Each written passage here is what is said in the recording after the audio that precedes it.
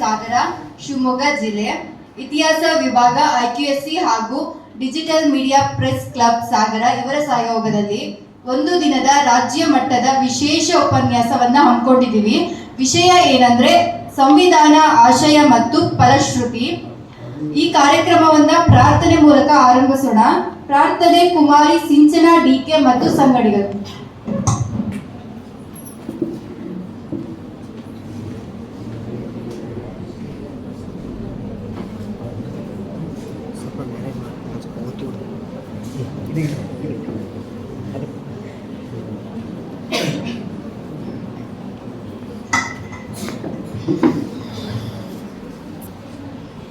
ಹಚ್ಚೇವು ಕನ್ನಡದ ದೀಪ, ಕರುನಾಡ ದೀಪ, ಸಿರಿನುಡಿಯ ದೀಪ, ಒಲವೆತ್ತಿ ತೋರುವ ದೀಪ.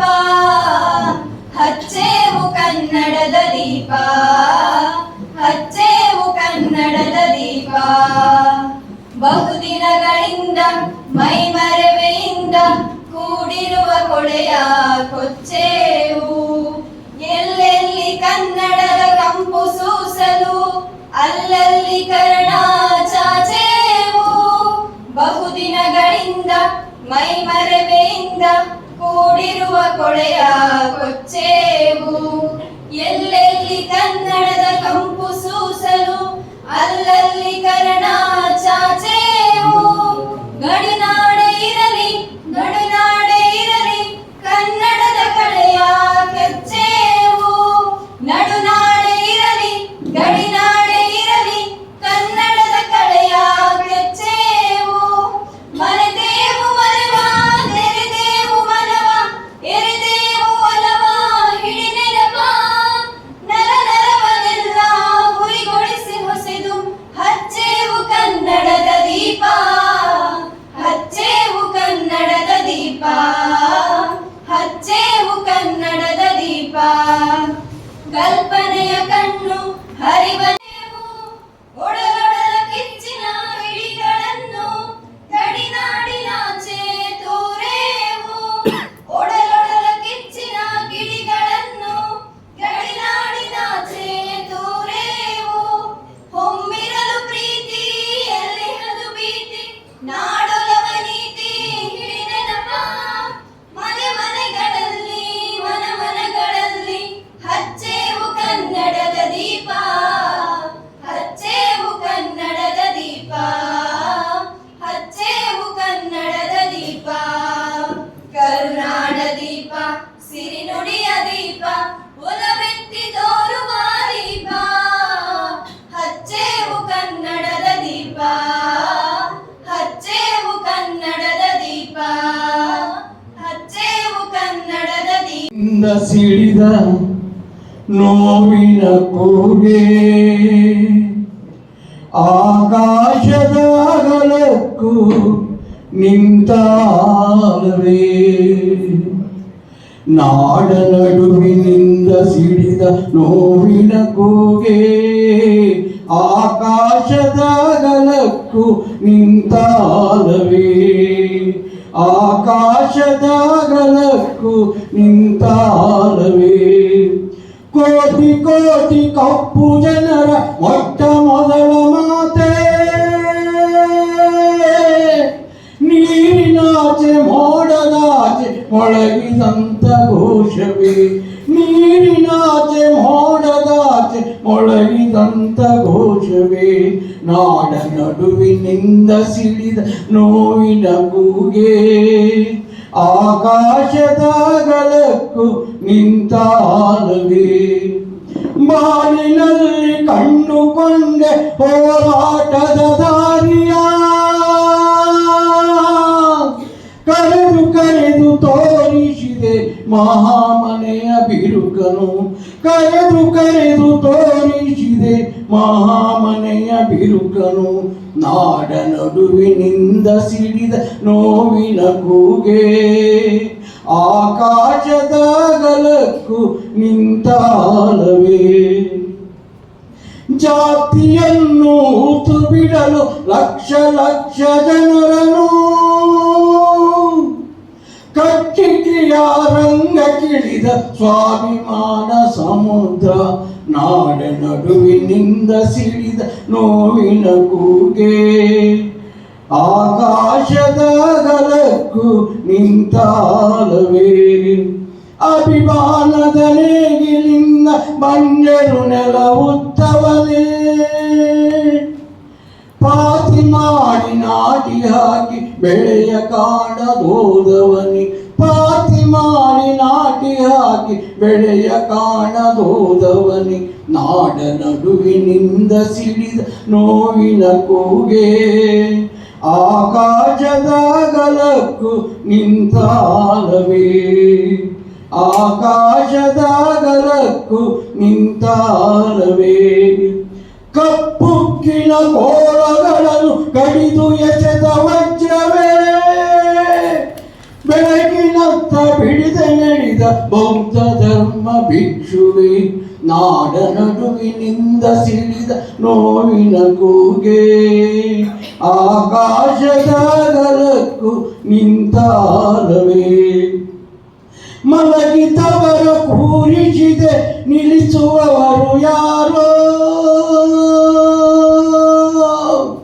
ಛಲದ ಜೊತೆಗೆ ಬಲದ ಪಾಠ ಕಲಿಸುವವರು ಯಾರು ಛಲದ ಜೊತೆಗೆ ಬಲದ ಪಾಠ ಕಲಿಸುವವರು ಯಾರು ನಾಡ ನಡುವಿನಿಂದ ಚಿಡಿದ ನೋವಿನ ಕೂಗೆ ಆಕಾಶದ ಗಲಕ್ಕೂ ನಿಂತಾಲವೇ ಆಕಾಶದ ಗಲಕ್ಕೂ ನಿಂತಾಲವೇ. ಭಾರತವನ್ನು ಸಾರ್ವಭೌಮ ಸಮಾಜವಾದಿ ಜಾತ್ಯತೀತ ಪ್ರಜಾಸತ್ತಾತ್ಮಕ ಗಣರಾಜ್ಯವನ್ನಾಗಿ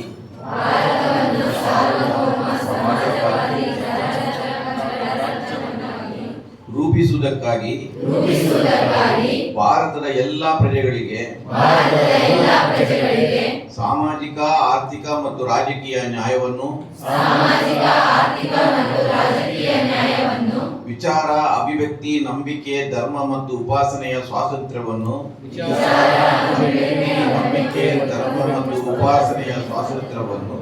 ಸ್ಥಾನಮಾನ ಮತ್ತು ಅವಕಾಶಗಳ ಸಮತೆಯನ್ನು ದೊರೆಯುವಂತೆ ಮಾಡುವುದಕ್ಕಾಗಿ ವ್ಯಕ್ತಿ ಗೌರವ ದೇಶದ ಏಕತೆ ಮತ್ತು ಸಮಗ್ರತೆಗಾಗಿ ಎಲ್ಲರಲ್ಲಿ ಭಾತೃತ್ವ ಭಾವನೆಯನ್ನು ಮೂಡಿಸುವುದಕ್ಕೆ ದೃಢ ಸಂಕಲ್ಪ ಮಾಡಿ ನಮ್ಮ ಸಂವಿಧಾನ ಸಭೆಯಲ್ಲಿ 1949ನೇ ಇಸವಿಯ ನವೆಂಬರ್ ಬಹಳ ಅಪರೂಪವಾಗಿ ಸಭೆಯಲ್ಲಿ ಇಷ್ಟೊಂದು ಸಂಖ್ಯೆಯ ಹೆಣ್ಣು ಮಕ್ಕಳನ್ನು ಕಾಣುವ ಅವಕಾಶ ಸಿಗುವುದು ನಮಗೆ. ಸಾಮಾನ್ಯವಾಗಿ ಸಭೆಗಳಲ್ಲಿ ಒಂದು 100 ಮಂದಿ ಇದ್ದರೆ ಒಂದು 10 ಮಂದಿ ಹೆಣ್ಮಕ್ಳು ಇರ್ತಾರೆ. ಆ ಪರಿಸ್ಥಿತಿ ಸಂವಿಧಾನ ಬಂದು 75 ವರ್ಷಗಳ ಆದರೂ ಕೂಡ ಇನ್ನೂ ಸುಧಾರಣೆ ಆಗಿಲ್ಲ. ಮಹಿಳೆಯರ ಸ್ಥಾನಮಾನ ಸಭೆ ಸಮಾರಂಭಗಳಿಂದ ಹಿಡಿದು ನಮ್ಮ ಎಲ್ಲ ಸಾರ್ವಜನಿಕ ಸಭೆಗಳಲ್ಲಿ ಕೂಡ ಬಹಳ ಕನಿಷ್ಠ ಮಟ್ಟದ ಹಾಜರಿ ಹೆಣ್ಮಕ್ಕಳಲ್ಲಿರುತ್ತೆ. ಬಹುಶಃ ಇದು ಹೆಣ್ಮಕ್ಕಳ ಕಾಲೇಜ್ ಎನ್ನುವ ಕಾರಣಕ್ಕಾಗಿ ಇಷ್ಟು ಮಂದಿ ಸೇರಿದ್ದಾರೆ ಅಂತ ಭಾವಿಸಿದ್ದೇನೆ. ನನಗೆ ರಾಘವೇಂದ್ರ ಸಾಗರ್ ಅವರು ಸಂವಿಧಾನದ ಬಗ್ಗೆ ನೀವು ಮಾತಾಡಲಿಕ್ಕೆ ಬರಬೇಕಂತ ಹೇಳಿದಾಗ ನಾನು ಇತ್ತೀಚೆಗೆ ಭಾಷಣ ಮಾಡೋದನ್ನು ಬಿಟ್ಟುಬಿಟ್ಟಿದ್ದೇನೆ. ನನ್ನ ಬಗ್ಗೆ ಪರಿಚಯ ಮಾಡಿದವರು ವಾಗ್ಮಿ, ಅದು ಇದು ಚಿಂತಕ ಎಲ್ಲ ಏನೋ ವಿಶೇಷಣಗಳನ್ನು ಬಳಸಿ ಹೇಳಿದರು. ಅಂತಿಮವಾಗಿ ನಾನೊಬ್ಬ ಸಾಮಾನ್ಯ ಪತ್ರಕರ್ತ. ಒಂದು ಹಂತ ನಡೆದ ನಂತರ ಈ ಭಾಷಣಗಳ ಮೇಲಿನ ಭರವಸೆಗಳನ್ನು ನಾವು ಕಳ್ಕೊಳ್ತೇವೆ. ನಾವು ಭಾಷಣ ಮಾಡ್ತಾನೆ ಇರ್ತೇವೆ ಮತ್ತು ಸಮಾಜ ಅದರದ್ದೇ ದಾರಿಯಲ್ಲಿ ಹೋಗ್ತಾ ಇರುತ್ತೆ. ಆದರೆ ಎಲ್ಲೆಲ್ಲಿ ವಿದ್ಯಾರ್ಥಿಗಳು ಯುವಜನರು ನಮ್ಮ ಪ್ರೇಕ್ಷಕರಾಗಿ ವೀಕ್ಷಕರಾಗಿ ಬರ್ತಾರೆ ಅಂತ ಅವಕಾಶವನ್ನು ತಪ್ಪಿಸಿಕೊಳ್ಬಾರದಂತ ನಾನು ತೀರ್ಮಾನಕ್ಕೆ ಬಂದೆ. ಯಾಕೆಂದ್ರೆ ನಮಗೆ ಮುಂದಿನ ಭರವಸೆ, ಮುಂದಿನ ಭವಿಷ್ಯವನ್ನು ರೂಪಿಸುವ ಜನಾಂಗ ನೀವು. ನಿಮ್ಮಲ್ಲಿ ಒಂದು 100 ಮಂದಿ ಕೇಳಿ ಅದರಿಂದ 10 ಮಂದಿಯ ಕಿವಿಗೆ ಬಿದ್ದು ಅದರಿಂದ 5 ಮಂದಿ ಹೃದಯವನ್ನು ಮುಟ್ಟಿದ್ರೆ ನಾವು ಮಾತಾಡಿದ್ದು ಸಾರ್ಥಕ ಅಂತ ನಾವು ತಿಳ್ಕೊಳ್ತೇವೆ. ನಮಗೆಲ್ಲ ವಯಸ್ಸಾಗಿದೆ, ನಾವು ಸೀನಿಯರ್ಸ್, ನಮ್ಮ ವಯಸ್ಸಿನವರು ಏನು ಬದಲಾಗುವುದೂ ಇಲ್ಲ ಮತ್ತು ಅವರು ಹೊಸ ಚಿಂತನೆಗಳಿಗೆ ತಮ್ಮನ್ನು ಒಡ್ಡಿಕೊಳ್ಳುವುದೂ ಇಲ್ಲ. ಆದರೆ ಯುವಜನರು ಮತ್ತು ವಿದ್ಯಾರ್ಥಿಗಳಲ್ಲಿ ಅದೊಂದು ಭರವಸೆ ಇದೆ. ನೀವು ನಿಮ್ಮ ಒಳಗಡೆ ಬಿದ್ದ ಬೀಜ ನೀವು ಬೆಳೆದಂತೆ ಬೆಳೆದು ಅದು ಮತ್ತೆ ಮರವಾಗಿ ಈ ಸಮಾಜವನ್ನು ಸಲಹುತ್ತದೆ ಎನ್ನುವ ಭರವಸೆಯಿಂದ ನಾನಿಲ್ಲಿ ಬಂದಿದ್ದೇನೆ. ನಾನಿಲ್ಲಿ ಮಾತನಾಡಬೇಕಂತ ಇದ್ದಾಗ ನನಗೆ ಸಂವಿಧಾನ ಮತ್ತು ಅದರ ಫಲಶ್ರುತಿ ಅಂತ ಯಾವುದಾದ್ರೂ ವಿಷಯ ಹೇಳಿದ್ರು ನೀವೇ ನಿರ್ಧಾರ ಮಾಡಿ ಅಂತ ಹೇಳಿದೆ, ಕೊಟ್ಟರು. ಅದರ ನಂತರ ಒಂದು 2 ಪ್ರಮುಖ ಬೆಳವಣಿಗೆಗಳು ನಡೆದವು. ನಾನು ರಾಘವೇಂದ್ರ ಹತ್ರ ಕೇಳಿದೆ, ಇದನ್ನೆಲ್ಲ ಪ್ರಸ್ತಾಪ ಮಾಡ್ಬೋದಾ ನಾನು ಅಂತ. ಇಲ್ಲ, ಪ್ರಿನ್ಸಿಪಾಲ್ ಗಟ್ಟಿಯಾಗಿದ್ದಾರೆ, ನೀವು ಮಾಡ್ಬೋದು ಅಂತೇಳಿ. ಒಂದು, ನಾನು ಇವತ್ತು ಬೆಳಿಗ್ಗೆ ಬರ್ತಾ ಇರುವಾಗ ಸುಮ್ಮನೆ ನನ್ನ ಮೊಬೈಲಲ್ಲಿ ಈ ಪತ್ರಿಕೆಯ ಈ ಪೇಪರ್ಗಳನ್ನು ತೆಗೆದು ನೋಡುವಾಗ ನಿನ್ನೆ ಸುಪ್ರೀಂ ಕೋರ್ಟ್ ಸಂವಿಧಾನದ ಬಗ್ಗೆ ಒಂದು ತೀರ್ಪನ್ನು ಕೊಟ್ಟಿದೆ. ನಿಮ್ಮಲ್ಲಿ ಎಷ್ಟು ಮಂದಿ ನೋಡಿದಾರೆ ಇಲ್ಲೋ ಗೊತ್ತಿಲ್ಲ, ನೋಡಿಲ್ಲದಿದ್ದರೆ ನೋಡಿ. ಸಂವಿಧಾನದ ಪ್ರಸ್ತಾವನೆಯಲ್ಲಿ ಜಾತ್ಯತೀತ ಮತ್ತು ಸಮಾಜವಾದಿಯ ಆಶಯಗಳನ್ನು 1976ರಲ್ಲಿ ನಿಮ್ಮ ಕಾಲೇಜಿನ ಹೆಸರಿರುವ ಶ್ರೀಮತಿ ಇಂದಿರಾ ಗಾಂಧಿಯವರು ಸೇರಿಸಿದರು. 76ರಲ್ಲಿ ಅದರ ಪ್ರಿಯಾಂಬಲ್. ಅದು ನೀವು ಸುಬ್ರಹ್ಮಣ್ಯ ಸ್ವಾಮಿ ಅಂತ ಒಬ್ಬರು, ಅವರು ಈ ಸದ್ಯ ಬಿಜೆಪಿಯಲ್ಲಿ ಇದ್ದಾರೆ, ಅವರು ಸುಮಾರು ಪಾರ್ಟಿಗಳಲ್ಲಿ ಇರ್ತಾರೆ. ಅವರದನ್ನು ಪ್ರಶ್ನೆ ಮಾಡಿ ಸುಪ್ರೀಂ ಕೋರ್ಟಿಗೆ ಒಂದು ಅರ್ಜಿಯನ್ನು ಸಲ್ಲಿಸಿದರು. ಪ್ರಿಯಾಂಬಲ್ ಅನ್ನ ಚೇಂಜ್ ಮಾಡುವ, ಬದಲಾವಣೆ ಮಾಡುವ ಅಧಿಕಾರ ಯಾವುದೇ ಸರ್ಕಾರಕ್ಕೆ ಇಲ್ಲ. ಅದರ ಬಗ್ಗೆ ಬಹಳಷ್ಟು ವಾದ ವಿವಾದಗಳು ಆಚರಿಸಿತು. ಇತ್ತೀಚಿನ ಸುಪ್ರೀಂ ಕೋರ್ಟಿನ ಮುಖ್ಯ ನ್ಯಾಯಮೂರ್ತಿಗಳು ನಿನ್ನೆ ಅದರ ಬಗ್ಗೆ ಜಡ್ಜ್ಮೆಂಟ್ ಕೊಟ್ಟಿದ್ದಾರೆ. ಸಂಸತ್ತಿನ ಪ್ರಸ್ತಾವನೆಯಲ್ಲಿರುವ ಆಶಯಗಳನ್ನು ಬದಲಾವಣೆ ಮಾಡುವ ಅಧಿಕಾರ ಇದೆ. ಅದರಿಂದ ಸದ್ಯಕ್ಕೆ ನಮ್ಮದು ಸಂವಿಧಾನ ಜಾತ್ಯತೀತವಾಗಿರುತ್ತೆ ಮತ್ತು ಸಮಾಜವಾದಿಯಾಗಿರುತ್ತೆ. ಇದು ಒಂದು ವಿಚಾರ. ಇನ್ನೊಂದು, ಕೆಲವು ದಿನಗಳ ಹಿಂದೆ ಒಬ್ಬ ಪೂಜ್ಯ ಸ್ವಾಮೀಜಿಗಳು ನಮಗೆ ನಮ್ಮನ್ನು ಗೌರವಿಸುವ ಒಂದು ಸಂವಿಧಾನ ಬೇಕು, ಈ ಸಂವಿಧಾನ ಸರಿ ಇಲ್ಲ ಅಂತ ಹೇಳಿ ನನ್ನನ್ನು ಬಹಳ ಆಘಾತಕ್ಕೀಡು ಮಾಡಿದ್ದು ಈ ಸ್ಟೇಟ್ಮೆಂಟ್. ಯಾಕೆ ಸ್ವಾಮೀಜಿಗಳು ಅದನ್ನು ಹೇಳಿದ್ರು ಗೊತ್ತಿಲ್ಲ ನಿಮಗೆ.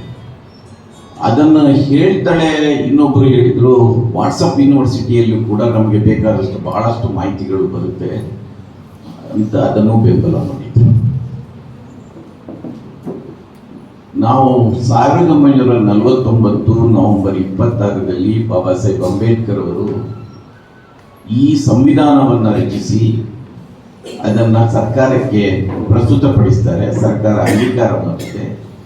1950 ಜನವರಿ 26ರಂದು ಅದನ್ನು ನಾವು ಅನುಷ್ಠಾನಕ್ಕೆ ತರ್ತೇವೆ. ಅಂದರೆ ಈಗ ಅಂಗೀಕಾರಕ್ಕೆ ಆಗಿ ನಾವು 75ನೇ ವರ್ಷಕ್ಕೆ ಕಾಲಿಟ್ಟಿದ್ದೇವೆ.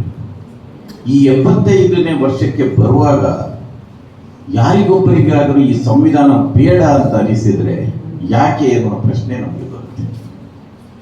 ಸೊ ಈ 2 ವಿಚಾರಗಳನ್ನು ಇಟ್ಟುಕೊಂಡು ನನಗೆ ಮಾತಾಡಬೇಕಂತ ಯಾಕೆ ಅನ್ನಿಸ್ತದೆ ಅಂದರೆ, ಬಹಳ ಮಂದಿಗೆ ಗೊತ್ತಿದೆ ಇಲ್ಲೋದಿಲ್ಲ, ಡಾಕ್ಟರ್ ಬಾಬಾ ಸಾಹೇಬ್ ಅಂಬೇಡ್ಕರ್ ಅವರು 1927ರಲ್ಲಿ ಡಿಸೆಂಬರ್ 25ರಂದು ಮನುಸ್ಮೃತಿಯನ್ನು ಸುಟ್ಟಾಕ್ತಾರೆ. ನಾನು ನಿಮ್ಮ ವಿದ್ಯಾರ್ಥಿನಿಯರಲ್ಲಿ ಒಂದು ಮನವಿಯನ್ನು ಮಾಡ್ತೇನೆ. ದಯವಿಟ್ಟು ನೀವೆಲ್ಲರೂ ಒಮ್ಮೆ ಮನುಸ್ಮೃತಿಯನ್ನು ಓದಬೇಕು.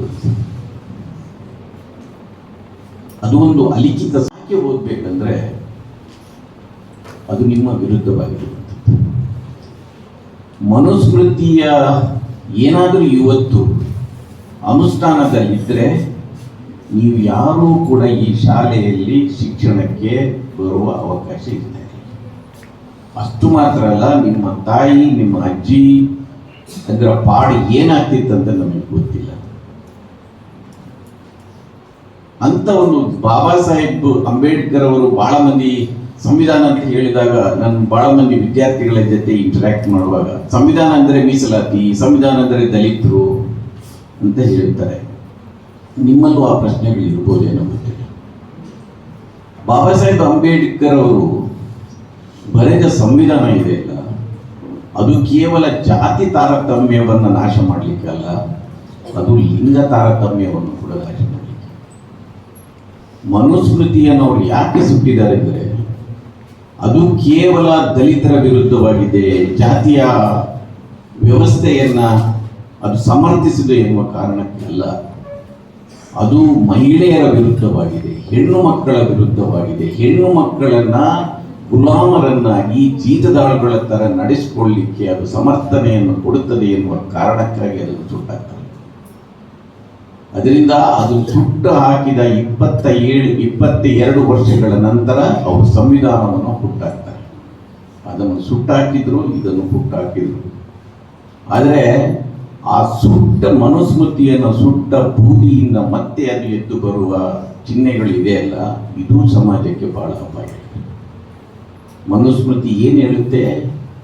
ಬಾಲ್ಯದಲ್ಲಿ ಹೆಣ್ಣು ಮಕ್ಕಳು ತಂದೆ ತಾಯಿಯ ನಿಯಂತ್ರಣದಲ್ಲಿ ಆಶ್ರಯದಲ್ಲಿ ಬೆಳೆದ ವಿವಾಹ ಆದ ನಂತರ ಗಂಡನ ಆಶ್ರಯದಲ್ಲಿ, ಅದರ ನಂತರ ಮಕ್ಕಳ ಆಶ್ರಯದಲ್ಲಿ ಇರಬೇಕು. ಅವರಿಗೆ ಸ್ವತಂತ್ರ ಜೀವನ ಇರುವುದಿಲ್ಲ. ಮಕ್ಕಳಿಗೆ ಶಿಕ್ಷಣವನ್ನು ನಿರಾಕರಿಸುತ್ತೆ.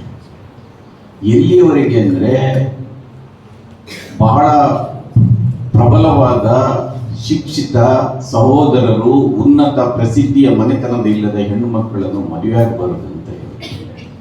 ಗಂಡ ಎಷ್ಟೇ ದುಷ್ಟನಿರಲಿ, ಹೆಣ್ಣು ಮಕ್ಕಳು ಅವನಿಗೆ ವಿಧೇಯನಾಗಿರಬೇಕು ಹೆಂಡತಿ ಅಂತ ಹೇಳಿ. ಗಂಡ ಸತ್ತ ನಂತರನೂ ಅವನಿಗೆ ವಿಧೇಯನಾಗಿರ್ಬೇಕು. ಅಂದ್ರೆ ವಿಧವೆಯರು ವಿವಾಹ ಮಾಡಿಕೊಳ್ಬಾರದು. ಇಂಥ ಸಾಲು ಸಾಲು ಮಹಿಳಾ ವಿರೋಧಿಗಳ ಕಟ್ಟಳೆಗಳಿರುವ ಒಂದು ಮನುಸ್ಮೃತಿಯನ್ನ ಬಾಬಾ ಸಾಹೇಬ್ ಅಂಬೇಡ್ಕರ್ ಸುಟ್ಟಾರೆ. ನೀವು ಬಹಳ ಮಂದಿ ಸಂವಿಧಾನವನ್ನ, ನಮ್ಮ ಸಮಸ್ಯೆ ಏನಂದ್ರೆ ಬಹಳಷ್ಟು ನಮ್ಮ ಶಿಕ್ಷಣ ವ್ಯವಸ್ಥೆಯಲ್ಲಿ ಸಂವಿಧಾನದ ಓದು ಬಹಳ ಕಡಿಮೆ. ಇವತ್ತು ನಾನು ಆಗ್ಲೇ ಹೇಳಿದಾಗೆ ಸಂವಿಧಾನ ಹೇಗೆ ಅಂದ್ರೆ ನಮ್ಮ ಉಸಿರು ಇದ್ದಾಗೆ ಅಂತ. ನಾವು ಉಸಿರನ್ನು ಆಗಾಗ ನಾವು ಪರೀಕ್ಷೆ ಮಾಡ್ಕೊಳ್ಳೋದಿಲ್ಲ. ಅಂದ್ರೆ ನಾವು ಉಸಿರಾಡ್ತಾ ಇದ್ದೇವೆ ಅಲ್ಲ ಅಂತ ಯಾರು ಏನೋ ಮಾಡಿ ಟೆಸ್ಟ್ ಮಾಡಿ ಪರೀಕ್ಷೆ ಮಾಡ್ಕೊಳ್ಳೋದಿಲ್ಲ. ಉಸಿರು ನಮ್ಮಲ್ಲಿ ಇರುತ್ತೆ. ಅದರಿಂದ ಉಸಿರನ್ನು ಮರೆತು ಬಿಡ್ತೇವೆ. ಅದು ನಿಂತಾಗ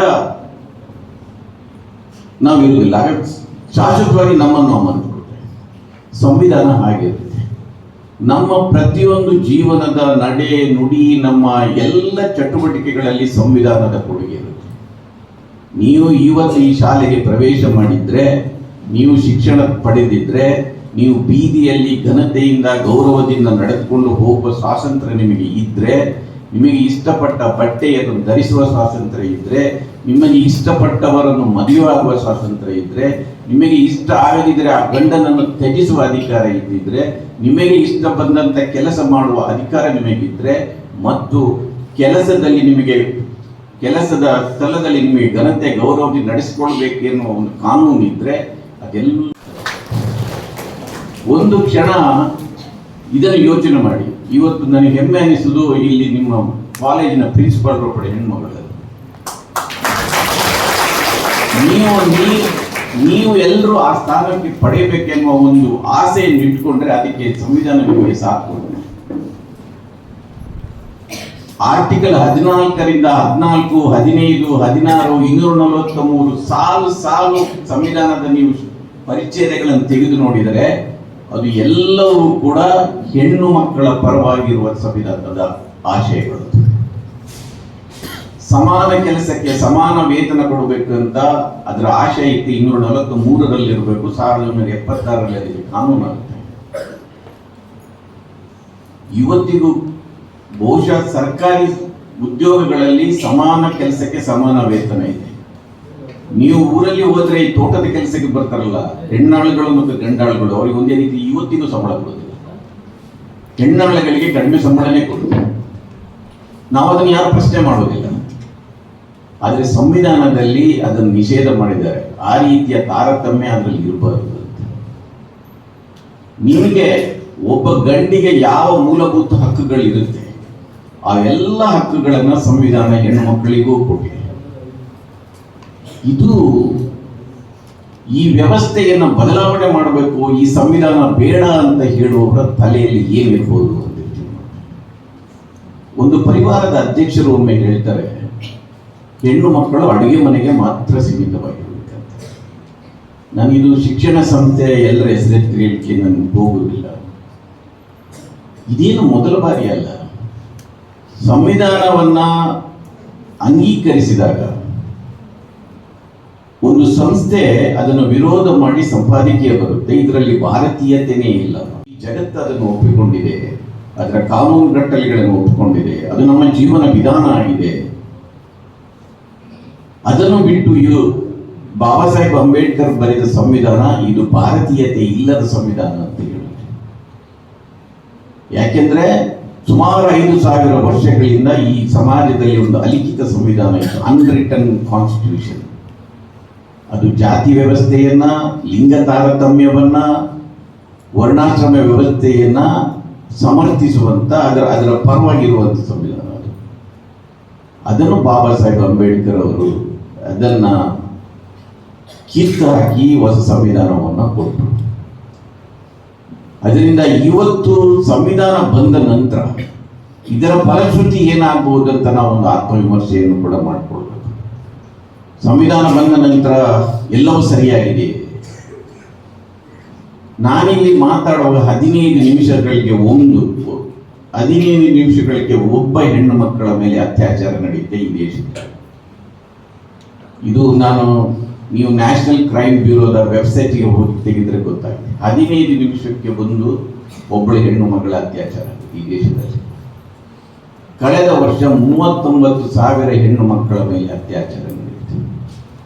2012ರಲ್ಲಿ ನಿರ್ಭಯ ಮೇಲೆ ಅತ್ಯಾಚಾರ ನಡೆದಿದ್ದು ಇಡೀ ದೇಶ ಮತ್ತು ಜಗತ್ತಿನಲ್ಲಿ ಸುದ್ದಿಯಾಯಿತು. ನಾವು ಓದಿದ್ದು ನಿರ್ಭಯ ಅತ್ಯಾಚಾರ ಮಾತ್ರ. ಅದೇ ಸಂದರ್ಭದಲ್ಲಿ ಇಡೀ ದೇಶದಲ್ಲಿ 25,000 ಹೆಣ್ಣು ಮಕ್ಕಳ ಅತ್ಯಾಚಾರ. ನಾವು ಅದರ ಬಗ್ಗೆ ಮಾತಾಡಿ.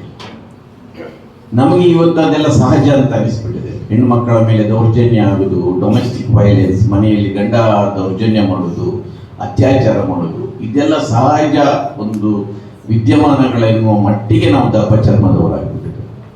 ಆದರೆ ದಪ್ಪ ಚರ್ಮವನ್ನು ನೀವು ಭೇದಿಸಬೇಕಾಗುತ್ತೆ, ಹೆಣ್ಣು ಮಕ್ಕಳು ಭೇದಿಸಬೇಕಾಗುತ್ತೆ. ಹೆಣ್ಣು ಮಕ್ಕಳಿಗೆ ಯಾಕೆ ಶಿಕ್ಷಣ ಕೊಡಬೇಕಂತ ಎಲ್ಲರಿಗೂ ಗೊತ್ತಿದೆ.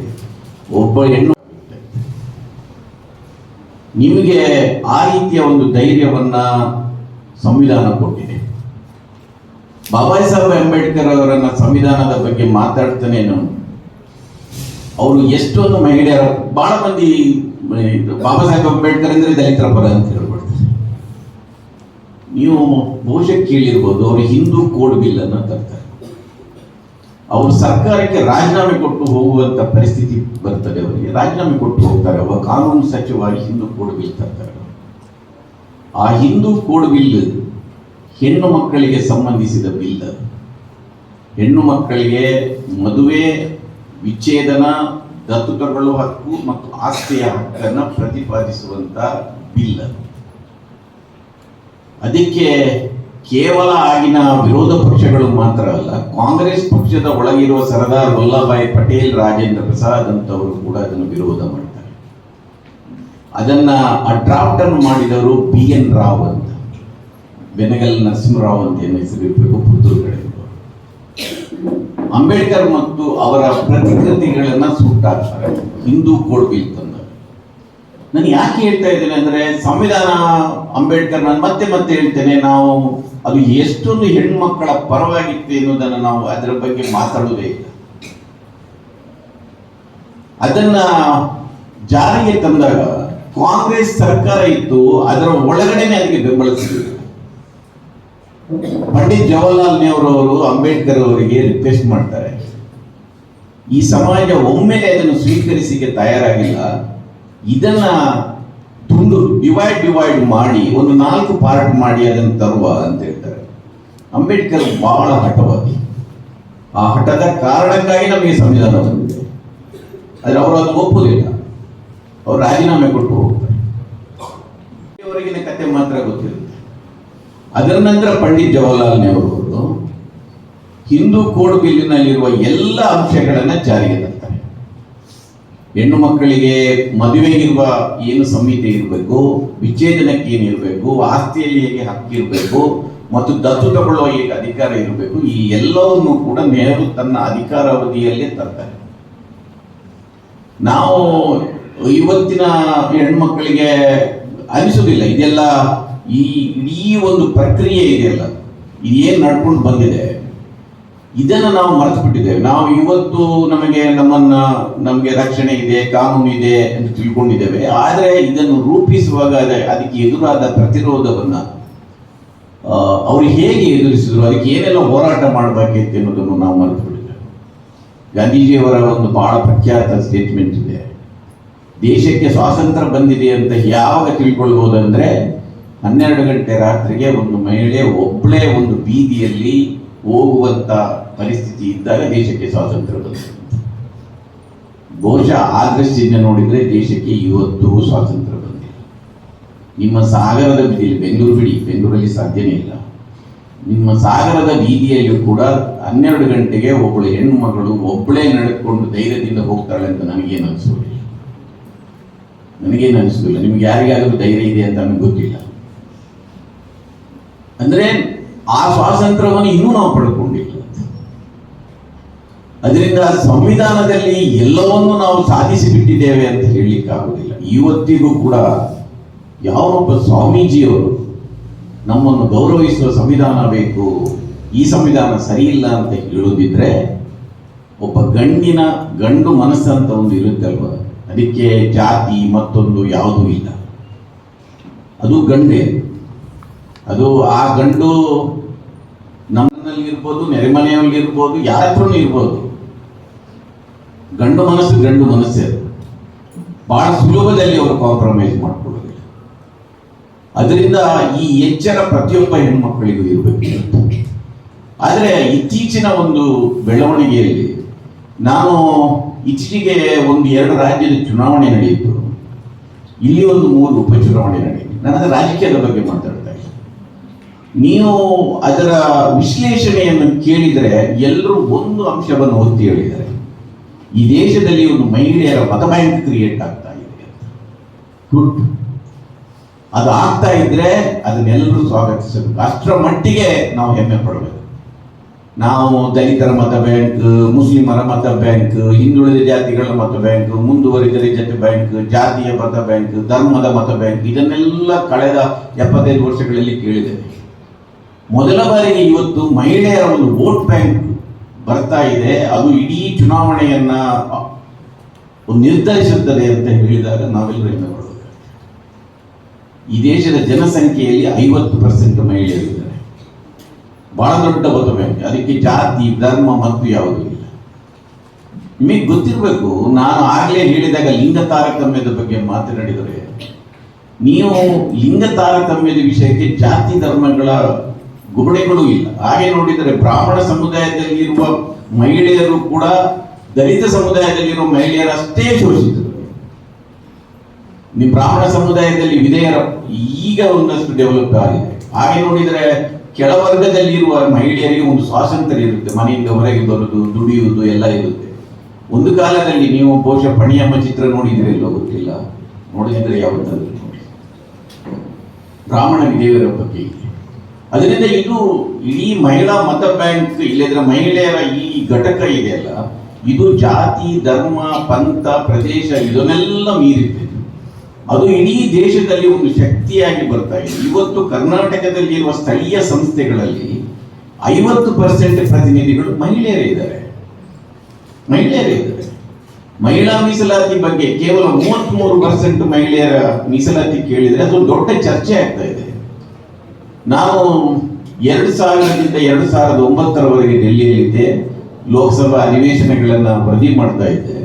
ಪ್ರತಿ ಸಾರಿ ಮಹಿಳಾ ಮಸೂದೆ ಬಗ್ಗೆ ಚರ್ಚೆ ಬಂದಾಗ ಪಕ್ಷಾತೀತವಾಗಿ ಗಂಡಸರು, ಪುರುಷ ಸದಸ್ಯರು ಮತ್ತು ಮಹಿಳಾ ಸದಸ್ಯರು ಹೇಗೆ ವರ್ತನೆ ಮಾಡಿಕೊಳ್ತಾ ಇದ್ದಾರೆ ನಾನು ನೋಡ್ತಾ ಇದ್ದೆ. ಮಹಿಳಾ ಮೀಸಲಾತಿ ಮಸೂದೆಯನ್ನು ವಿರೋಧಿಸುವ ಪ್ರಶ್ನೆ ಬಂದಾಗ ಕಾಂಗ್ರೆಸ್, ಬಿಜೆಪಿ, ಸಮಾಜವಾದಿ, ಆವಾದಿ ಎಲ್ಲರೂ ಒಟ್ಟಾಗ್ತಾ ಇದ್ರು. ಮತ್ತು ಅದರ ಪರವಾಗಿ ಎಲ್ಲ ಪಕ್ಷಗಳ ಮಹಿಳೆಯರು ಕೂಡ ನಾಯಕರು ಒಟ್ಟಾಗ್ತಾ ಇದ್ರು. ನಾನು ಇದನ್ನು ಕಣ್ಣಾರೆ ನೋಡಿದವರು. ಇವತ್ತಿಗೂ ನಿಮಗೆ ಪಾರ್ಲಿಮೆಂಟಿನಲ್ಲಿ, ವಿಧಾನಸಭೆಯಲ್ಲಿ ಮೀಸಲಾತಿ ಇಲ್ಲ. ಇದು ಸಂವಿಧಾನದಲ್ಲಿ ಬಾಬಾ ಸಾಹೇಬ್ ಅಂಬೇಡ್ಕರ್ ಅವರು ಎಲ್ಲರಿಗೂ ಈಕ್ವಲ್ ಅಪರ್ಚುನಿಟಿ ಏನಿದೆ, ಸಮಾನ ಅವಕಾಶ ರಾಜಕೀಯದಲ್ಲೂ ಇರಬೇಕು ಎನ್ನುವುದನ್ನು ಸೇರಿಸಿದ್ದಾರೆ. ನೀವು ಅದೇ ಅವಕಾಶವನ್ನು ಬಳಸಿಕೊಂಡು ನಾವು ಇವತ್ತು ಶಿಕ್ಷಣ ಮತ್ತು ಉದ್ಯೋಗದಲ್ಲಿ ಮೀಸಲಾತಿಯನ್ನು ಕಲ್ಪಿಸಿದ್ದೇವೆ. ದಲಿತರು, ಪರಿಶಿಷ್ಟ ಜಾತಿ, ಪರಿಶಿಷ್ಟ ವರ್ಗ ಮತ್ತು ಹಿಂದುಳಿದ ಜಾತಿಗಳಿಗೆ. ಆದರೆ ಅದೇ ಅವಕಾಶ ಇದ್ರೂ ಕೂಡ ಸಂವಿಧಾನದ ಈ ಆಶಯವನ್ನು ಈಡೇರಿಸಲಿಕ್ಕೆ ಇಲ್ಲಿಯವರೆಗೆ ನಮಗೆ ಆಗಿಲ್ಲ. ಇದು ನಮ್ಮ ಮುಂದಿರುವ ಸವಾಲು. ಆದರೆ ಮೊದಲ ಬಾರಿಗೆ ಇವತ್ತು ಇಡೀ ದೇಶದಲ್ಲಿ ಮಹಿಳಾ ಮತ ಬ್ಯಾಂಕ್ ಬಗ್ಗೆ ಚರ್ಚೆ ಆಗ್ತಾ ಇದೆ.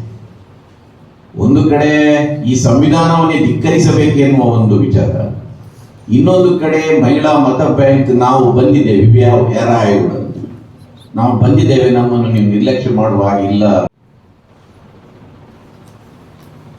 ಇವತ್ತು ಸುಪ್ರೀಂ ಕೋರ್ಟಿನ ಇನ್ನೊಂದು ಜಡ್ಜ್ಮೆಂಟ್ ನಿನ್ನೆ ಬಂದಿದ್ದನ್ನು ಹೇಳಿದೆ. ಸಮಾಜವಾದಿ ಮತ್ತು ಜಾತ್ಯತೀತ ಶಬ್ದಗಳನ್ನು ತೆಗೆದುಹಾಕಬೇಕು ಎನ್ನುವುದು ಕೆಲವರ ವಾದ ಆಗಿತ್ತು. ಶ್ರೀಮತಿ ಇಂದಿರಾ ಗಾಂಧಿ ಅವರು 76ರಲ್ಲಿ 42ನೇ ತಿದ್ದುಪಡಿಯಾಗಿ ಇವತ್ತು ಸಂವಿಧಾನಕ್ಕೆ 104 ತಿದ್ದುಪಡಿಯಾಗಿದೆ. ಇದೊಂದು ನಿಮ್ಮ ಪ್ರಾಧ್ಯಾಪಕರು ಹೇಳಿದರು, ಬಹಳ ದೊಡ್ಡ ಸಂವಿಧಾನ ಇದು. ಇದರಲ್ಲಿ 2,43,000 ಶಬ್ದಗಳಿರುವ ಸಂವಿಧಾನ. ಆಲ್ಬಮಾ ಅಂತ ಒಂದು ದೇಶವನ್ನು ಕೇಳಿರಬೇಕು ಏನೋ ನೀವು. ಅದು ಬಿಟ್ಟರೆ ಇಡೀ ಜಗತ್ತಿನಲ್ಲಿ ಅತಿ ದೊಡ್ಡ ಸಂವಿಧಾನ ಯಾವುದಿದ್ದರೆ ಭಾರತದ ಸಂವಿಧಾನ. 458 ಪರಿಚ್ಛೇದಗಳು, 12 ಭಾಗಗಳು, ಒಂದು ದೀರ್ಘವಾದ ಸಂವಿಧಾನ. ಬಹಳ ಮಂದಿ ಅದಕ್ಕೆ ಕಾಂಟ್ರಿಬ್ಯೂಟ್ ಮಾಡಿದ್ದಾರೆ. ಅದಕ್ಕೆ ಬಗ್ಗೆ ಇನ್ನೊಂದು ಬಹಳ ದೊಡ್ಡ ಚರ್ಚೆ ಕೂಡ ಇದೆ. ಅದನ್ನು ಯಾರು ಬರೆದರು ಬಿಟ್ಟರು ಎನ್ನುವ ವಿಚಾರ. ಟಿ ಕೃಷ್ಣಮಾಚಾರಿ ಅವರು ಸಂವಿಧಾನದ ಸಭೆಯಲ್ಲೇ ಹೇಳ್ತಾರೆ, ಅಂಬೇಡ್ಕರ್ ಹೇಗೆ ಅದನ್ನು ಒಂಟಿಯಾಗಿ ರಾತ್ರಿ ಹಗಲು ಕೆಲಸ ಮಾಡಿದ್ದಾರೆ. BN ರಾವ್ ಅಂತ ಅವರು ಡ್ರಾಫ್ಟ್ ಮಾಡ್ತಾರೆ, ಅದನ್ನು ಅವರೇ ಅಂಬೇಡ್ಕರ್ ಅವರೇ ಒಪ್ಕೊಳ್ತಾರೆ, ಅವರು ಡ್ರಾಫ್ಟ್ ಮಾಡಿದ್ರು, ನಾವು ಅದಕ್ಕೆ ಫೈನಲ್ ಟಚ್ ಕೊಟ್ಟಿದ್ದೇವೆ. ಬಹಳ ದೀರ್ಘವಾದ ಒಂದು ಶ್ರಮದ ಫಲವಾಗಿ ಅದು ಬಂದಿದೆ.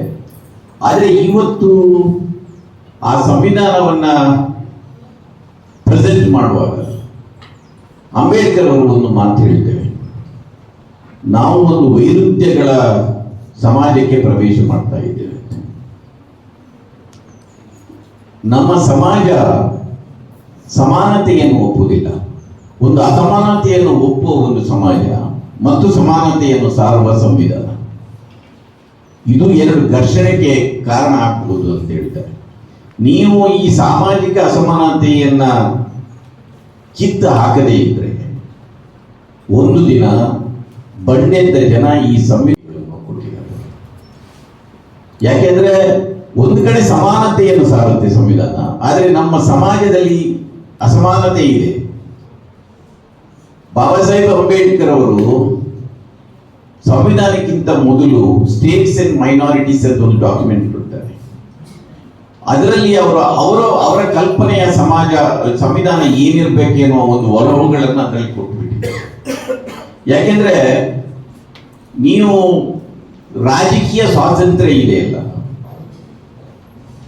ನೀವು ಸಾಮಾಜಿಕ ಸ್ವಾತಂತ್ರ್ಯ ಸಿಗದೇ ಇದ್ರೆ, ಇಲ್ಲದ್ರೆ ಆರ್ಥಿಕವಾದ ಸ್ವಾತಂತ್ರ್ಯ ಸಿಗದೇ ಇದ್ರೆ ರಾಜಕೀಯ ಸ್ವಾತಂತ್ರ್ಯಕ್ಕೆ ಅರ್ಥ ಇರುವುದಿಲ್ಲ.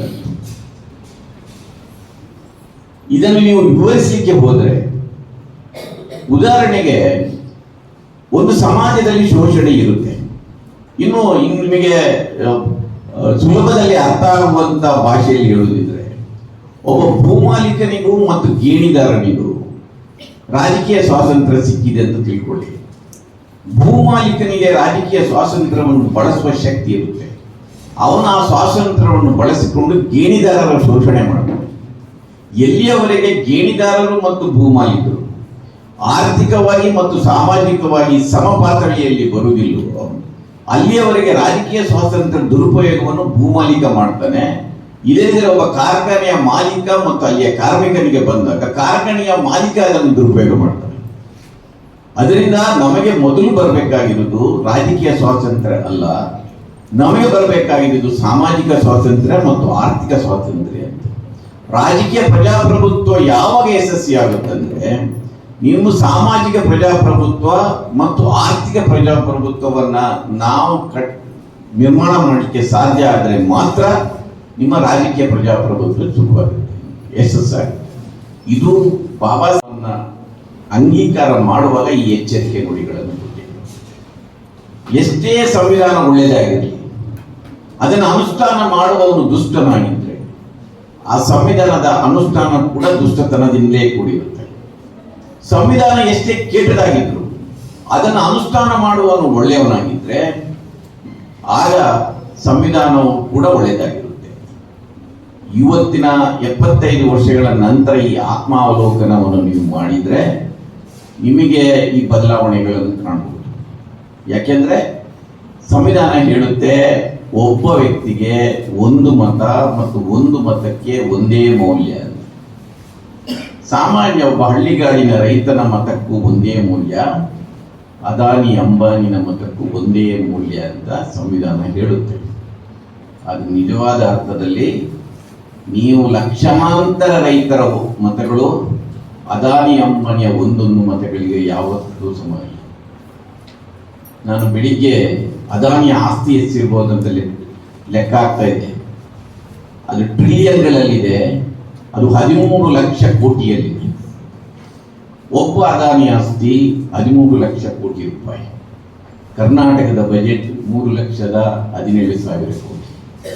ಕೇಂದ್ರ ಸರ್ಕಾರದ ಬಜೆಟ್ 37,000 ಕೋಟಿ. ಒಬ್ಬ ಅದಾನಿಯ ಆಸ್ತಿ 13 ಲಕ್ಷ ಕೋಟಿ.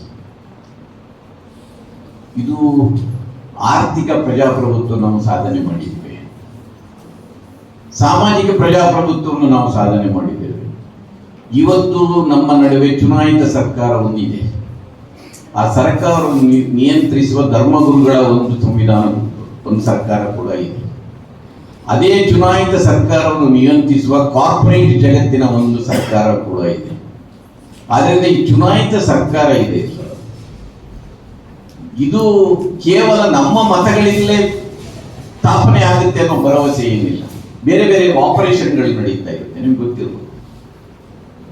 ಕಾಯ್ದೆಗಳು ನೀವು ಮಾಡಿದರೆ ನೀವು ಚಾಪೆಯ ಕೆಳಗೆ ರಂಗೋಲಿಯನ್ನ ಒಳಗಡೆ ತೂರುವಂತ ವಿಧಾನಗಳನ್ನು ಕಂಡುಕೊಂಡಿದ್ದಾರೆ.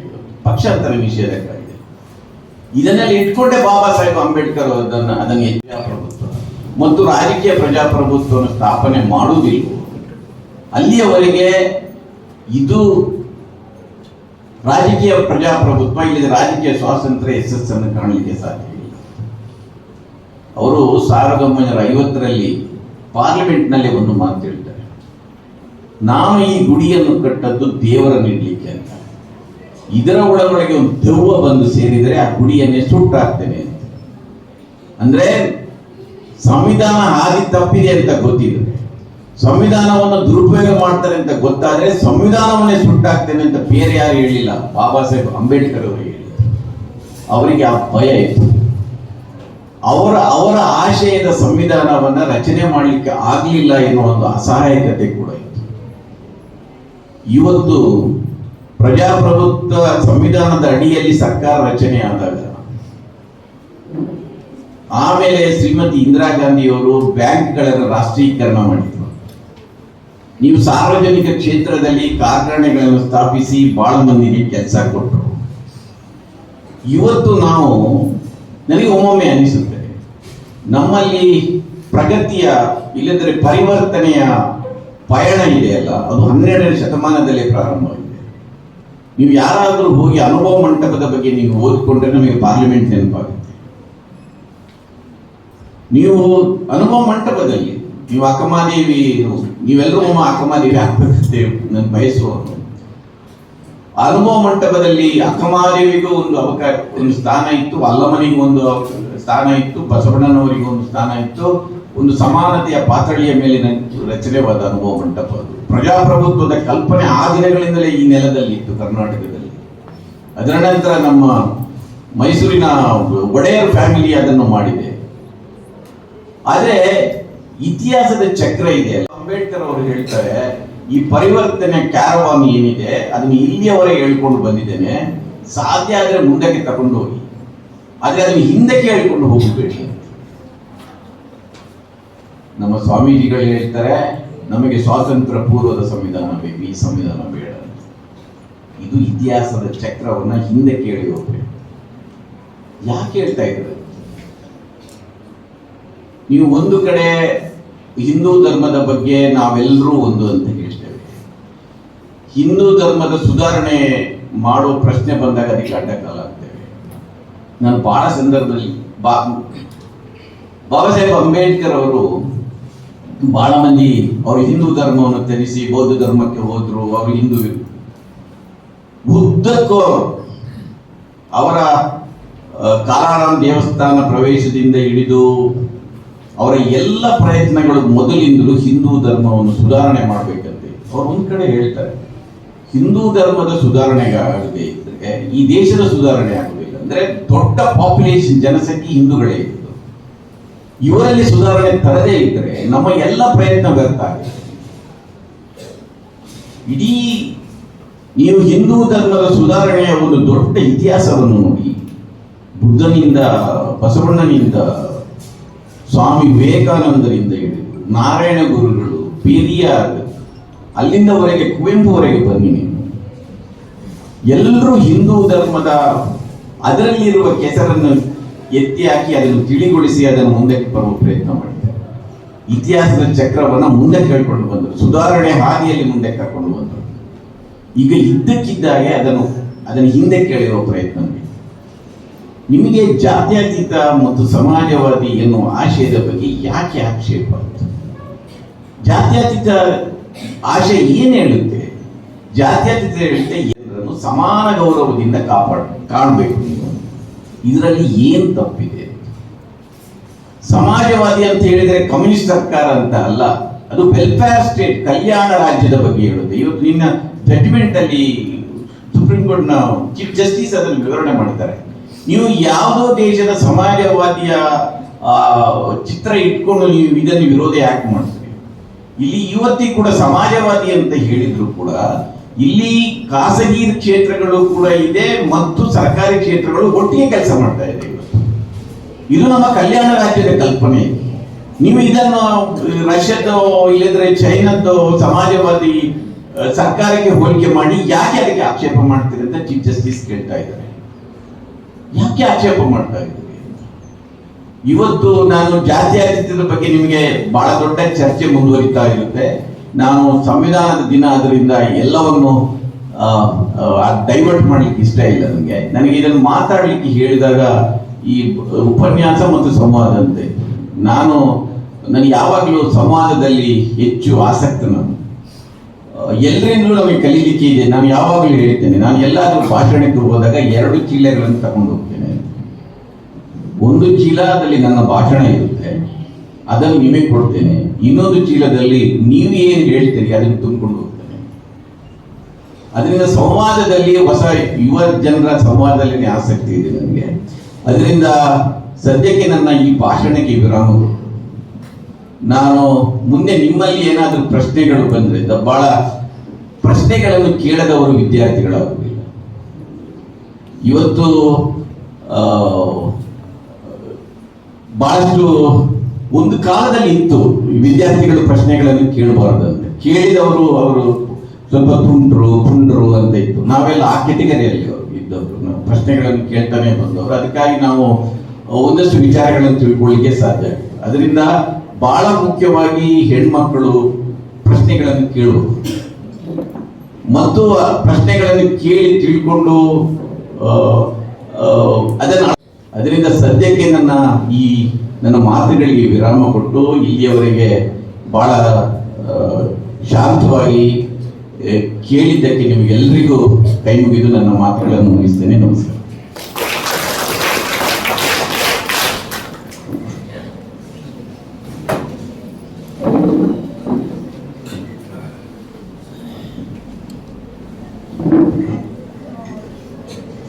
ನಾವು ಸಂವಿಧಾನದ ಬಗ್ಗೆ ತಿಳಿಯದ ಹಲವಾರು ವಿಷಯಗಳನ್ನು ನಮಗೆ ತಿಳಿಸಿ ವಿಶೇಷವಾಗಿ ಉಪನ್ಯಾಸ ಮಾಡಿದಂತಹ ಶ್ರೀ ದಿನೇಶ್ ಅಮಿತ್ ಭಟ್ಟು ಇವರಿಗೆ ಹೃದಯಪೂರ್ವಕವಾಗಿ ಧನ್ಯವಾದಗಳು.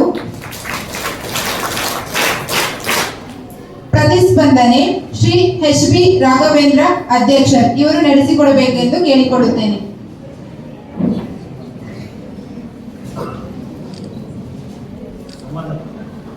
ಪ್ರಶ್ನೆ ಹೇಳಿದ್ರೆ ಕೇಳಿ.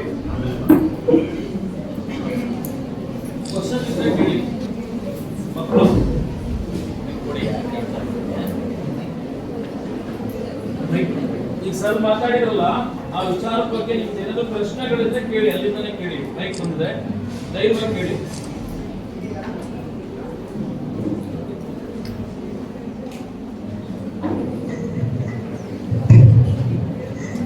ಸರ್ ಜಾತಿ ಬಗ್ಗೆ ಮಾತಾಡಿದ್ರಲ್ಲ ಸರ್. ನಿನ್ನ ಹೆಸರಮ್ಮ, ಹೆಸರು ಹೆಸರು ಬಿಂದು ಎಂ.ಎನ್. ಅಂತ.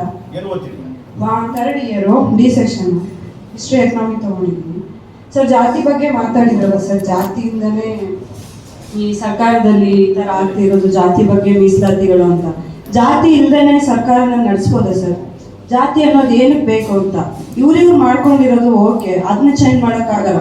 ಸರ್ಕಾರ ಜಾತಿ ಅನ್ನೋ ವರ್ಡ್ ಬಳಸ್ದಂಗೆ ಸರ್ಕಾರ ನಡೆಸ್ಬೋದಲ್ಲ ಸರ್? ಜಾತಿ ಅನ್ನೋ ವರ್ಡ್ನ ಏನಕ್ಕೆ ತಗೊಳ್ತಾರೆ? ಜಾತಿ ಬಿಟ್ಟು ಇನ್ಕಮ್ ಇಲ್ಲ ಕೆಳವರ್ಗದವರು ಆ ಥರ ತಗೋಬಹುದು, ಇನ್ಕಮ್ ತಗೋಬಹುದು. ಕ್ಯಾಸ್ಟ್ ಏನಕ್ಕೆ ತಗೊಂಡು ಸರ್ಕಾರ ನಡೆಸ್ತಿದ್ದಾರೆ ಅಂತ.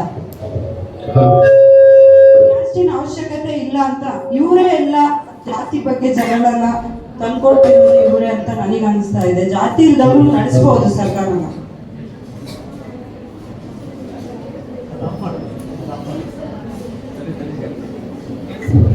ನಾನು ಎಲ್ಲೆಲ್ಲಿ ಮಾತಾಡಲಿಕ್ಕೆ ಹೋಗಿದ್ದೆ ಅಲ್ಲೆಲ್ಲ ಈ ಪ್ರಶ್ನೆ ವಿದ್ಯಾರ್ಥಿಗಳಿಂದ ಮತ್ತು ಯುವಜನರಿಂದ ಬರ್ತದೆ. ಜಾತಿ ಯಾಕೆ ಬೇಕು ಅಂತ. ಜಾತಿ ಬೇಡ, ಜಾತಿ ನಾಶ ಆಗ್ತದೆ. ಬಹಳ ಮಂದಿ ತಿಳ್ಕೊಂಡಾರೆ ಮೀಸಲಾತಿಯಿಂದ ಜಾತಿ ಬರ್ತಾ ಇದೆ. ಮೀಸಲಾತಿಯ ಉದ್ದೇಶ ಜಾತಿ ನಾಶ ಮಾಡೋದು. ಬಹಳ ಮಂದಿಗೆ ಅರ್ಥ ಆಗೋದು ನೋಡಿ, ಜಾತಿ ಎನ್ನುವುದು ಒಂದು ರೋಗ, ಇಟ್ ಈಸ್ ಎ ಡಿಸೀಸ್. ನಮ್ಮ ದೇಹಕ್ಕೆ ರೋಗ ಬಂದಾಗ ಡಾಕ್ಟರ್ ಹತ್ರ ಹೋಗ್ತೇವೆ, ಹೋಗಿ ಏನ್ ಹೇಳ್ತೇವೆ? ಸರ್ ನನಗೆ ರೋಗ ಬಂದಿದೆ, ಈ ರೋಗಕ್ಕೊಂದು ಮದ್ದು ಕೊಡಿ ಅಂತ ಹೇಳ್ತೇವೆ. ನಮ್ಗೆ ಏನೂ ಆಗಿಲ್ಲ, ಏನ್ ರೋಗನೇ ಇಲ್ಲ ಅಂತ ನೀವು ತಿಳ್ಕೊಂಡ್ರೆ ಆ ರೋಗದಿಂದ ನಾವು ಸಾಯ್ತೇವೆ. ಜಾತಿ ಒಂದು ರೋಗ. ಅದನ್ನ ಸರ್ಕಾರ ನಾಳೆ ಜಾತಿ ಹೆಸರು ಎತ್ತದೇ ಇದ್ರೆ ಜಾತಿ ನಾಶ ಆಗುತ್ತಾ? ನೀವು ಜಾತಿ ಎಲ್ಲಿಂದ ಹರಡ್ತಾ ಇದೆ ಅನ್ನೋದನ್ನು ಯಾರಾದರೂ ಯೋಚನೆ ಮಾಡಿದಾರ? ಜಾತಿ ಎಲ್ಲಿಂದ ಮುಂದಕ್ಕೆ ಹೋಗ್ತಾ ಇದೆ? ಸರ್ಕಾರದಿಂದ? ಖಂಡಿತ. ಜಾತಿ ಮದುವೆಯ ಮೂಲಕ ಹರಡುತ್ತೆ. ನೀವು ಎಲ್ಲಿಯವರೆಗೆ ಸ್ವಜಾತಿಯಲ್ಲಿ ಮದುವೆ ಆಗ್ತೀರೋ ಅಲ್ಲಿಯವರೆಗೆ ಜಾತಿ ಕಂಟಿನ್ಯೂ. ಒಮ್ಮೆ ನೀವು ಜಾತಿಯನ್ನು ಬಿಟ್ಟು ಅಂತರ್ಜಾತಿ ವಿವಾಹ ಆಗಿ ಜಾತಿ ಮುರಿದು, ನೀವು ಬಹಳ ಮಂದಿ ಹೇಳ್ತಾರೆ ನನ್ನ ಮಕ್ಕಳನ್ನು ಸ್ಕೂಲ್ಗೆ ಸೇರಿಸುವ ಜಾತಿ ಹೆಸರನ್ನು ಹಾಕ್ಲೇ ಇಲ್ಲ ಸರ್. ನಾನು ಹೇಳ್ತೇನೆ ಮದುವೆ ಮಾಡುವಾಗ ಜಾತಿಯನ್ನು ನೋಡಿಲ್ವ? ಅದು ನೋಡಿ ಜಾತಿ ಹೋಗುದಿಲ್ಲ. ನಾನು 40 ವರ್ಷಗಳ ಹಿಂದೆ, ಹೆಚ್ಚು ಕಡಿಮೆ 40 ವರ್ಷಗಳ ಹಿಂದೆ ಪತ್ರಿಕೋದ್ಯಮಕ್ಕೆ ಬಂದೆ. ನನಗೊಬ್ಬ ಸಂಪಾದಕರಿದ್ದರು, ಕೊಟ್ಟರ್ ರಘುರಾಮ್ ಶೆಟ್ಟರ್. ಅವರೊಂದು ಎಡಿಟೋರಿಯಲ್ ಬರೆದರು. ಏನಂದ್ರೆ, ಸಂವಿಧಾನ ಎಲ್ಲವನ್ನೂ ಮಾಡಿದೆ, ಸ್ವಜಾತಿ ಮದುವೆಯನ್ನು ನಿಷೇಧಿಸಿ ಒಂದು ಕಾನೂನನ್ನು ಮಾಡಿದ್ರೆ ಜಾತಿ ನಾಶ. ಅದು ಸಾಧ್ಯ ಇಲ್ಲ. ಜಾತಿ ಸರ್ಕಾರ ಮಾಡ್ತಾ ಇಲ್ಲ, ಜನ ಮಾಡ್ಕೊಳ್ತಾರೆ. ನೀವು ಬಹಳ ಮಂದಿ ಹೇಳ್ತಾರೆ ಮೀಸಲಾತಿ ಜಾತಿ ಆಧಾರಕ್ಕೆ ಯಾಕೆ ಇರಬೇಕು ಅಂತ. ನಾನು ಬಹಳ ಮಂದಿ ಹೇಳ್ತೇನೆ, ನಾಳೆ ಪರಿಶಿಷ್ಟ ಜಾತಿಯವರ ಮಾಂಸದ ಹೋಟೆಲ್ ಅಂತ ಇಲ್ಲಿ ಬೋರ್ಡ್ ಹಾಕಿದ್ರೆ ಯಾರಾದ್ರೂ ಅಲ್ಲಿ ಹೋಗ್ತಾರೆ? ಹೋಗಿ. ಬೆಂಗಳೂರಲ್ಲಿ ಪೌರ ಕಾರ್ಮಿಕರು ಯಾವ ಜಾತಿಯವರು ಅಂತ ಕೇಳಿ, ಒಂದೇ ಜಾತಿ. ಬೇರೆಯವರಲ್ಲಿ ಕಾಂಪಿಟೇಷನ್ ಮಾಡ್ಲಿಕ್ಕೆ ಹೋಗಿ. ಈ ಸಮಾಜದಲ್ಲಿ ಇಂಥ ಜಾತಿಯವರಿಗೆ ಇಂಥ, ಅದನ್ನು ನೀವು ಮುರಿಯದೇ ಇದ್ರೆ ಜಾತಿ ನಾಶ ಆಗುತ್ತೆ. ಯಾರಾದ್ರು ಹೊಲೆಯರ ಮಾಂಸದ ಹೋಟೆಲ್ ಅಂತ ನಾನು ಬೋರ್ಡ್ ಹಾಕಿದ್ರೆ ಹೊಲೆಯರೇ ಅಲ್ಲಿ ಹೋಗುದಿಲ್ಲ. ಹೋಗ್ತಾರ? ಹೋಗುದಿಲ್ಲ. ನೀವು ಜಾತಿಯನ್ನು ಪ್ರಶ್ನೆ ಮಾಡುವ ನೀವು ಹೆಣ್ಣು ಮಕ್ಕಳಲ್ಲಿ ಜಾತಿ ಬಿಟ್ಟು ಮದುವೆ ಆಗ್ಲಿಕ್ಕೆ ಎಷ್ಟು ಮಂದಿ ತಯಾರಿದ್ದೀರಿ? ನನ್ನ ಮದುವೆ ಕರೆಬೇಕು.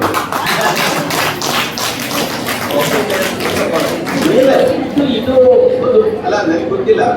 ಪಾಪ ಹೆಣ್ಮಕ್ಳು ನಾಳೆ ಆ ರೀತಿ ಆಗ್ತಾಳಂತ ಗೊತ್ತಿಲ್ಲ. ಯಾಕೆಂದ್ರೆ ತಂದೆ ತಾಯಿಯ ಒತ್ತಡ, ಮನೆಯವರ ಒತ್ತಡ, ಸಮಾಜದವರ ಸುಲಭ ಇಲ್ಲ. ಅಂತರ್ಜಾತಿ ಮದುವೆ ಆದವರ ಪಾಡ ಅಷ್ಟೊಂದು ಸುಲಭ ಇಲ್ಲ. ಅದಕ್ಕಾಗಿ ಬಹಳ ಒಂದು ಡಿಮಾಂಡ್ ಇದೆ, ಅಂತರ್ಜಾತಿ ಮದುವೆ ಆದವರಿಗೆ ರಿಸರ್ವೇಶನ್ ಕೊಡ್ಬೇಕಂತ. ಅದನ್ನು ಕನ್ಸಿಡರ್ ಮಾಡ್ತಾ ಇದ್ದಾರೆ. ಬಹಳ ದೊಡ್ಡ ಆಗಿದೆ. ನೀವು ನಿಮ್ಮ ಊರಿನವರೇ ಕುವೆಂಪು ಮಗ ತೇಜಸ್ವಿ ಸರಳ ವಿವಾದ ಒಂದು ದೊಡ್ಡ ಕ್ರಾಂತಿಯನ್ನೇ ಮಾಡಿದ್ರು, ಅಂತರ್ಜಾತಿ ವಿವಾದ ಮಾಡಿದ್ರೆ ಬಹಳ ಮಂದಿ ಆಗಿದ್ದಾರೆ. ಇವತ್ತದು ಬಹಳ ದೊಡ್ಡ ಸಮಸ್ಯೆ ಅಲ್ಲ ಅಂತ ತಿಳ್ಕೊಂಡಿದ್ದಾರೆ. ಅದರಿಂದ ಸರ್ಕಾರ ಜಾತಿ ಮಾಡೋದಲ್ಲ. ಅಫ್ಕೋರ್ಸ್ ಸರ್ಕಾರ ಜಾತಿ ಮಾಡುತ್ತೆ, ನಾನು ಹೇಳಿದ ಕಾರಣಕ್ಕಾಗಿ ಅವರು ಜಾತಿ ಆ ರೀತಿ ಮಾಡಿದ್ರೆ ಓಕೆ. ಆದ್ರೆ ಬೇರೆ ಬೇರೆ ಜಾತಿಯ ಮತ ಬ್ಯಾಂಕ್ಗಳು ಕ್ರಿಯೇಟ್ ಆಗ್ತಾ ಇದೆ, ಅಂತವರಿಗೆ ಮತ ಕೊಡ್ಬೇಕಂತ ಇದೆ. ನೋಡಿ, ಈ ಜಾತಿ ಗಣತಿಯ ಪ್ರಶ್ನೆ ಬಂದಾಗ ಎಲ್ಲರೂ ವಿರೋಧ ಮಾಡ್ತಾರೆ, ಅದರಿಂದ ಜಾತಿ ಹುಟ್ಟುತ್ತೆ ಅಂತ. ಅಂದ್ರೆ ಪರಿಶಿಷ್ಟ ಜಾತಿ, ಪರಿಶಿಷ್ಟ ಪಂಗಡ, ಅಲ್ಪಸಂಖ್ಯಾತರ ಜಾತಿ ಈಗಾಗಲೇ ಜಾತಿ ಗಣನೆ ನಡೆಯುತ್ತೆ. ಅದರಿಂದ ಜಾತಿ ಧರ್ಮ ಮುಂದುವರಿಯುವುದಿಲ್ಲ. ನೀವು ಆಗ ಗೊತ್ತಾಗುತ್ತೆ ನೋಡಿ, 100 ಮಂದಿ ಒಂದು ಸರ್ವೆ ಮಾಡಿದ್ರೆ ಅದರಲ್ಲಿ ಯಾವ್ಯಾವ ಜಾತಿಯವರಂತ ನೋಡಿದ್ರೆ ಅವರ ಆರ್ಥಿಕ ಮತ್ತು ಸಾಮಾಜಿಕ ಪರಿಸ್ಥಿತಿ ವಿಶ್ಲೇಷಣೆ ಮಾಡಿದ್ರೆ ಜಾತಿ ಅವನ ಆರ್ಥಿಕ ಪರಿಸ್ಥಿತಿಯಲ್ಲಿ, ಅವನ ಸಾಮಾಜಿಕ ಪರಿಸ್ಥಿತಿಯಲ್ಲಿ ಯಾಕೆ ಮುಖ್ಯ ಆಗ್ತದೆ ಅಂತ ಗೊತ್ತಾಗ್ತದೆ. ಜಾತಿಯನ್ನು ಬಿಡ್ಬೇಕಂತ ಹೇಳಿದ್ರೆ ಯಾರು ಬಿಡ್ಬೇಕಂದ್ರೆ ಮೊದಲು ಜಾತಿಯಿಂದ ಶೋಷಿತರಾದವರಲ್ಲ, ಜಾತಿಯ ಆಧಾರದಲ್ಲಿ ಶೋಷಣೆ ಮಾಡ್ತಾ ಇದ್ದವರು ಮೊದಲು ಅದನ್ನು ಬಿಡಬೇಕು. ಜಾತಿಯ ಆಧಾರದಲ್ಲಿ ಜಾತಿ ವ್ಯವಸ್ಥೆ ಇದೆಯಲ್ಲ, ಅದೊಂದು ಕಟ್ಟ ಕಡೆಯಲ್ಲಿ ಒಬ್ಬ ಇರ್ತಾನೆ. ಜಾತಿ ಯಾರು ಬಿಡ್ಬೇಕಂದ್ರೆ ಸುತ್ತ ತುದಿಯಲ್ಲಿ ಇರ್ತಾನಲ್ಲ ಅವನು ಮೊದಲು ಬಿಡ್ಬೇಕು. ಇವನು ಬಿಡ್ಲಿಕ್ಕೆ ಆಗುದಿಲ್ಲ. ಇವನು ಬಿಡ್ಲಿಕ್ಕೆ ಏನಿದೆ ಅವನ ಹತ್ರ? ಏನೂ ಇಲ್ಲ ಅವನ. ಅದರಿಂದ ಜಾತಿ ಬಗ್ಗೆ ಬಹಳ ದೊಡ್ಡ ಚರ್ಚೆ ಇದೆ. ನಾನು ಹೇಳಿದ ಸುಲಭ ಒಂದು ಉಪಾಯ ಕೂಡ ಇದೆ, ಬಟ್ ಅದು ಸುಲಭ ಅಲ್ಲ ಅದು. ಆದ್ರೆ ಕನಿಷ್ಠ ಒಬ್ರು ಇಬ್ರು ಹೆಣ್ಮಕ್ಳು ಕೈ ಎತ್ತಿದ್ರು. ಈ ಶಾಲೆಯಿಂದ ಅದು ಪ್ರಾರಂಭ ಆದ್ರೆ, ಅದು ನನ್ನ ಒಂದು ಉಪನ್ಯಾಸದ ಮೂಲಕ ಅದು ಯಾರಾದ್ರೂ ಪ್ರಾರಂಭ ಆದ್ರೆ ನಾನು ಧನ್ಯ ಅಂತ ಬೇರೆ ಯಾರಾದ್ರೂ ಇದ್ರೆ ಹೇಳ್ಬೇಡಿ, ಏನು ಮುಜುಗರ ಪಟ್ಕೊಳ್ಬೇಡಿ, ಹೇಳಿ ನಿಮಗೆ. ಅತ್ಯಾಚಾರ ಬಗ್ಗೆ ಸರ್, ಅತ್ಯಾಚಾರ ಯಾಕೆ ಇನ್ನೂ ಇಷ್ಟು 75 ವರ್ಷ ಆದ್ರೂ ಕೊನೆಗೊಳ್ತಿಲ್ಲ? ಅದು ಪರಿಹಾರನೇ ಇಲ್ವಾ ಸರ್? ನಿಜ, ಅದನ್ನೇ ಹೇಳ್ತಾ ಇರೋದು ನಾವು. ನೋಡಿ, ನಾನು ಈಗ ಬರುವಾಗ ಸ್ಟ್ಯಾಟಿಸ್ಟಿಕ್ಸ್ ನೋಡ್ತಾ ಇದ್ದೆ. ಕಳೆದ ವರ್ಷ 39,000 ಹೆಣ್ಮಕ್ಳ ಮೇಲೆ ಅತ್ಯಾಚಾರ. ಇದು ನೀವು 25,000, 26,000, 27 ಕಡಿಮೆ ಆಗಿಲ್ಲ. ಅದು ನಾವು ಇಷ್ಟೆಲ್ಲ ಕಾನೂನು, ಇಷ್ಟೆಲ್ಲ ಶಿಕ್ಷಣ ಬಂದ ನಂತರ ಕಡಿಮೆ ಆಗಿಲ್ಲ. ಕಡಿಮೆ ಆಗದೆ ಸಂಖ್ಯೆ ಜಾಸ್ತಿ ಆಗ್ಲಿಕ್ಕೆ ಇನ್ನೊಂದು ಕಾರಣನೂ ಇದೆ. ಇವತ್ತು ರಿಪೋರ್ಟಿಂಗ್ ಜಾಸ್ತಿ ಆಗ್ತಾ ಇದೆ. ಹೆಣ್ಣು ಮಕ್ಕಳು ಧೈರ್ಯದಿಂದ ಮುಂದೆ ಬಂದು ರೇಪ್ ಕಂಪ್ಲೇಂಟ್ ಕೊಡ್ತಾ ಇದ್ದಾರೆ. ಯಾಕೆ ಈಗ ಆಗ್ತದೆ ಅಂದ್ರೆ ನಿಮ್ಗೆ ಹೇಳ್ಬೇಕಾ ಬಿಡ್ಬಾ ಗೊತ್ತಿಲ್ಲ. ಕರ್ನಾಟಕದಲ್ಲಿ ಒಂದು ಕುಖ್ಯಾತ ಪೋಕ್ಸೋ ಕೇಸ್ ಚರ್ಚೆ ಇದೆ. ಒಬ್ಬ ರಾಜಕಾರಣಿ, ಒಬ್ಬ ಹಿರಿಯ ರಾಜಕಾರಣಿ, ಒಬ್ಬ ಮುದಿ ರಾಜಕಾರಣಿ, ಒಬ್ಬ ಹೆಣ್ಣು ಮಗಳ ಮೇಲೆ ಮಾಡಿರೋ ಪೋಕ್ಸೋ ಕೇಸ್. ಪೋಕ್ಸೋ ಕೇಸಲ್ಲಿ ಮರಣದಂಡನೆವರೆಗೆ ಶಿಕ್ಷೆ ಕೊಡಬಹುದು. ಆ ರೀತಿಯ ಕಾನೂನನ್ನು ಕಠಿಣ ಮಾಡಿದ್ದಾರೆ ಇವತ್ತು. ಅದಕ್ಕೆ ಬೇಲೆ ಸಿಗಬಾರದು. ನ್ಯಾಯಾಲಯ ಬೇಲಿ ಕೊಟ್ಬಿಟ್ಟಿದೆ. 12 ವರ್ಷ ಪೋಕ್ಸೋ 12 ವರ್ಷಕ್ಕಿಂತ ಕೆಳಗಡೆ ಬಂದ್ರೆ, 12 ವರ್ಷದ ಕೆಳಗಡೆ ಬಂದ್ರೆ ಬೇಲೆ ಇಲ್ಲ. ನ್ಯಾಯ ವ್ಯವಸ್ಥೆ ಸರ್, ಅತ್ಯಾಚಾರ ಡ್ರಗ್ಸ್ ಕೂಡ ಕಾರಣ ಆಗುತ್ತಲ್ಲ ಸರ್? ಡ್ರಗ್ಸ್ ಗಳ ಜಾಸ್ತಿ ಆಗಿದೆ. ಎಲ್ಲವೂ ಇದೆ. ಇದು ಒಂದು ಕಾರಣ ಅಂತಲ್ಲ. ನೀವು ಹೇಳಿದ ಎಲ್ಲಾ ದುಶ್ಚಟಗಳು, ದುರಭ್ಯಾಸಗಳು ಅದಕ್ಕೂ ಕಾರಣ ಆಗಿದೆ. ಆದ್ರೆ ಕಾನೂನಿನ ಕುಣಿಕೆ ಗಟ್ಟಿಯಾಗ್ಬಿಟ್ರೆ ಮರಣದಂಡನೆ ವಿಧಿಸಿದ್ದಾರೆ ಸರ್, ಆದ್ರೂ ಆಗ್ತಾ ಇದೆ. ಪ್ರೊಸೆಸ್ ಅದು. ನಾವು ಮರಣದಂಡನೆ ಅದಕ್ಕೆ ಪರಿಹಾರ ಅಂತ ಅಲ್ಲ. ನಾವು ಈಗ ಒಂದು ಬಹಳ ಇದು ಇದೆ ಅಂದ್ರೆ, ನೀವು ಹೆಣ್ಮಕ್ಕಳಾದ್ರೆ ಮನೆಯಲ್ಲಿ ಪೇರೆಂಟ್ಸ್ ಏನ್ ಹೇಳ್ತಾರೆ, ಕತ್ತಲಾಗೋದ್ರೊಳಗೆ ಮನೆಗೆ ಬಾ ಅಂತ ಹೇಳ್ತಾರೆ. ಗಂಡು ಮಕ್ಕಳಿಗೆ ಹೇಳುದಿಲ್ಲ. ಗಂಡು ಮಕ್ಕಳಿಗೆ ಹೇಳಿದ್ರೆ ಹೆಣ್ಮಕ್ಳು ಸುರಕ್ಷಿತವಾಗಿರ್ತಾರೆ. ತಂದೆ ತಾಯಿ ಏನ್ ಹೇಳ್ಬೇಕಂದ್ರೆ ಗಂಡು ಮಕ್ಕಳಿಗೆ ಹೇಳ್ಬೇಕು, ನೀವು ಕತ್ತಲಾಗೋದ್ರೊಳಗೆ ಮನೆಗೆ ಬಾ ಅಂತ. ಅವ್ರ ಹೆಣ್ಮಕ್ಕಳಿಗೆ ಇದು ನಮ್ಮ ಮನೆಯಿಂದ ನಮ್ಮ ತಂದೆ ತಾಯಿಗೆ ಶುರು ಆಗ್ತದೆ. ಅದಕ್ಕೆ ಒಂದು ಏನಂದ್ರೆ, ನಾನು ಶಿಕ್ಷಿತರ ಮೇಲೆ ನಡೆಯುತ್ತಿಲ್ಲ ಅಂತ ಹೇಳುದಿಲ್ಲ. ಶಿಕ್ಷಣ ಕೂಡ ಬಹಳ ದೊಡ್ಡ ಒಂದು ಅಸ್ತ್ರ. ಅದಕ್ಕಾಗಿ ಶಿಕ್ಷಿತ ಹೆಣ್ಣು ಮಕ್ಕಳು ಇವತ್ತು ರಿಪೋರ್ಟ್ ಮಾಡ್ತಾ ಇದ್ದಾರೆ, ಆಯ್ತು ನಾನು ಸಮಾಜವನ್ನು ಎದುರಿಸ್ತೇನೆ. ಇವತ್ತು ಈ ಕಾರಣದಿಂದಾಗಿ ಬಹಳಷ್ಟು ಮಂದಿ ಹೆಣ್ಮಕ್ಳು ಇವತ್ತು, ನಿಮಗೆ ಗೊತ್ತಿರಬೇಕು, ನನಗೊಬ್ಬಳು ಮಗಳಿದ್ದಾರೆ, ಮದುವೆ ಆಗೋದು ಬೇಡ, ಮದುವೆ ಮೇಲೆ ಏನೋ ಇನ್ಸ್ಟಿಟ್ಯೂಷನ್ ಮೇಲೆ ನಂಬಿಕೆ ಹೋಗ್ತಾ ಇದ್ದೇವೆ.